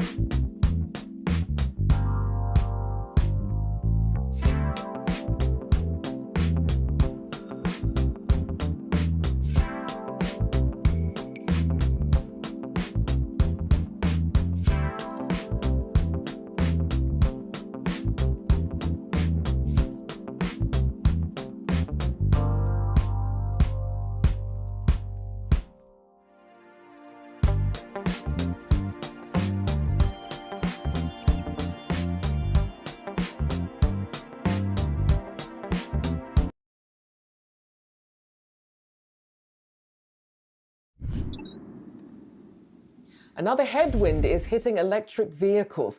We're taking a look at winter weather, of course. Cold weather can reduce an EV's range by an average of 41%. That's according to AAA researchers. So with that in mind, owners from the East Coast to the Midwest are feeling it with packed EV charging stations and dead cars. Now, gas-powered vehicles face the same problem, but gas stations remain more readily available. Yahoo Finance reporter Pras Subramanian, what is going on here? Hey, Rochelle. Yeah, it's a confluence of a number of things, right? It's more and more EV drivers, it's lack of charging equipment, and then, of course, it's that winter weather, right? So let's look at the market here. So this last year, America had about 10% of all new cars sold were EVs, right? That's a lot of new EVs. Tesla alone sold around 660,000 or so EVs in America just last year. So a lot of new drivers out there. And when that happens, they're looking for places to charge. And there's just not enough chargers out there right now for all these people, and especially when we're talking about winter driving, where your battery is sort of losing power more than in other times of the year. You need to find these charging points. But also another big thing, of course, is just we mentioned the weather, and in Chicago in particular, we're not just talking about 20 degrees, 10 degrees. We're talking about sub-zero temps. So that really impacts your car, your EV, and the battery charging. And then also some EV chargers were impacted by that cold weather. Pras, you know that weather well, right? I mean, we were talking about this earlier about how, even in gas vehicles, the efficiency drops in weather that cold. Obviously, you're dealing with batteries, with EVs. I mean, what can EV owners do to avoid being stranded in these extreme temperatures? Well, they can move to California like you did and not have to deal with this stuff. But I think the bigger issue is a number of three. I say a few things people can do here to fix that. Number one, precondition their car. Before they leave, you can precondition the car to let them know you're going to leave. And also preheat the battery to make it more efficient and you won't lose as much range. Secondly, plan your route in advance if you can. If at all possible, let the car know you're going to be going to this spot a few hours before. It'll know what to do. It'll know how much power it's going to be used, and it can tell you can get there and it's in a safe amount of range. Secondly, charge at home if possible. In places like Norway, 90% of EV owners have homes. We don't have that here, but if you can do it, do that. And if not, make sure that you kind of live in an apartment building that might have chargers nearby.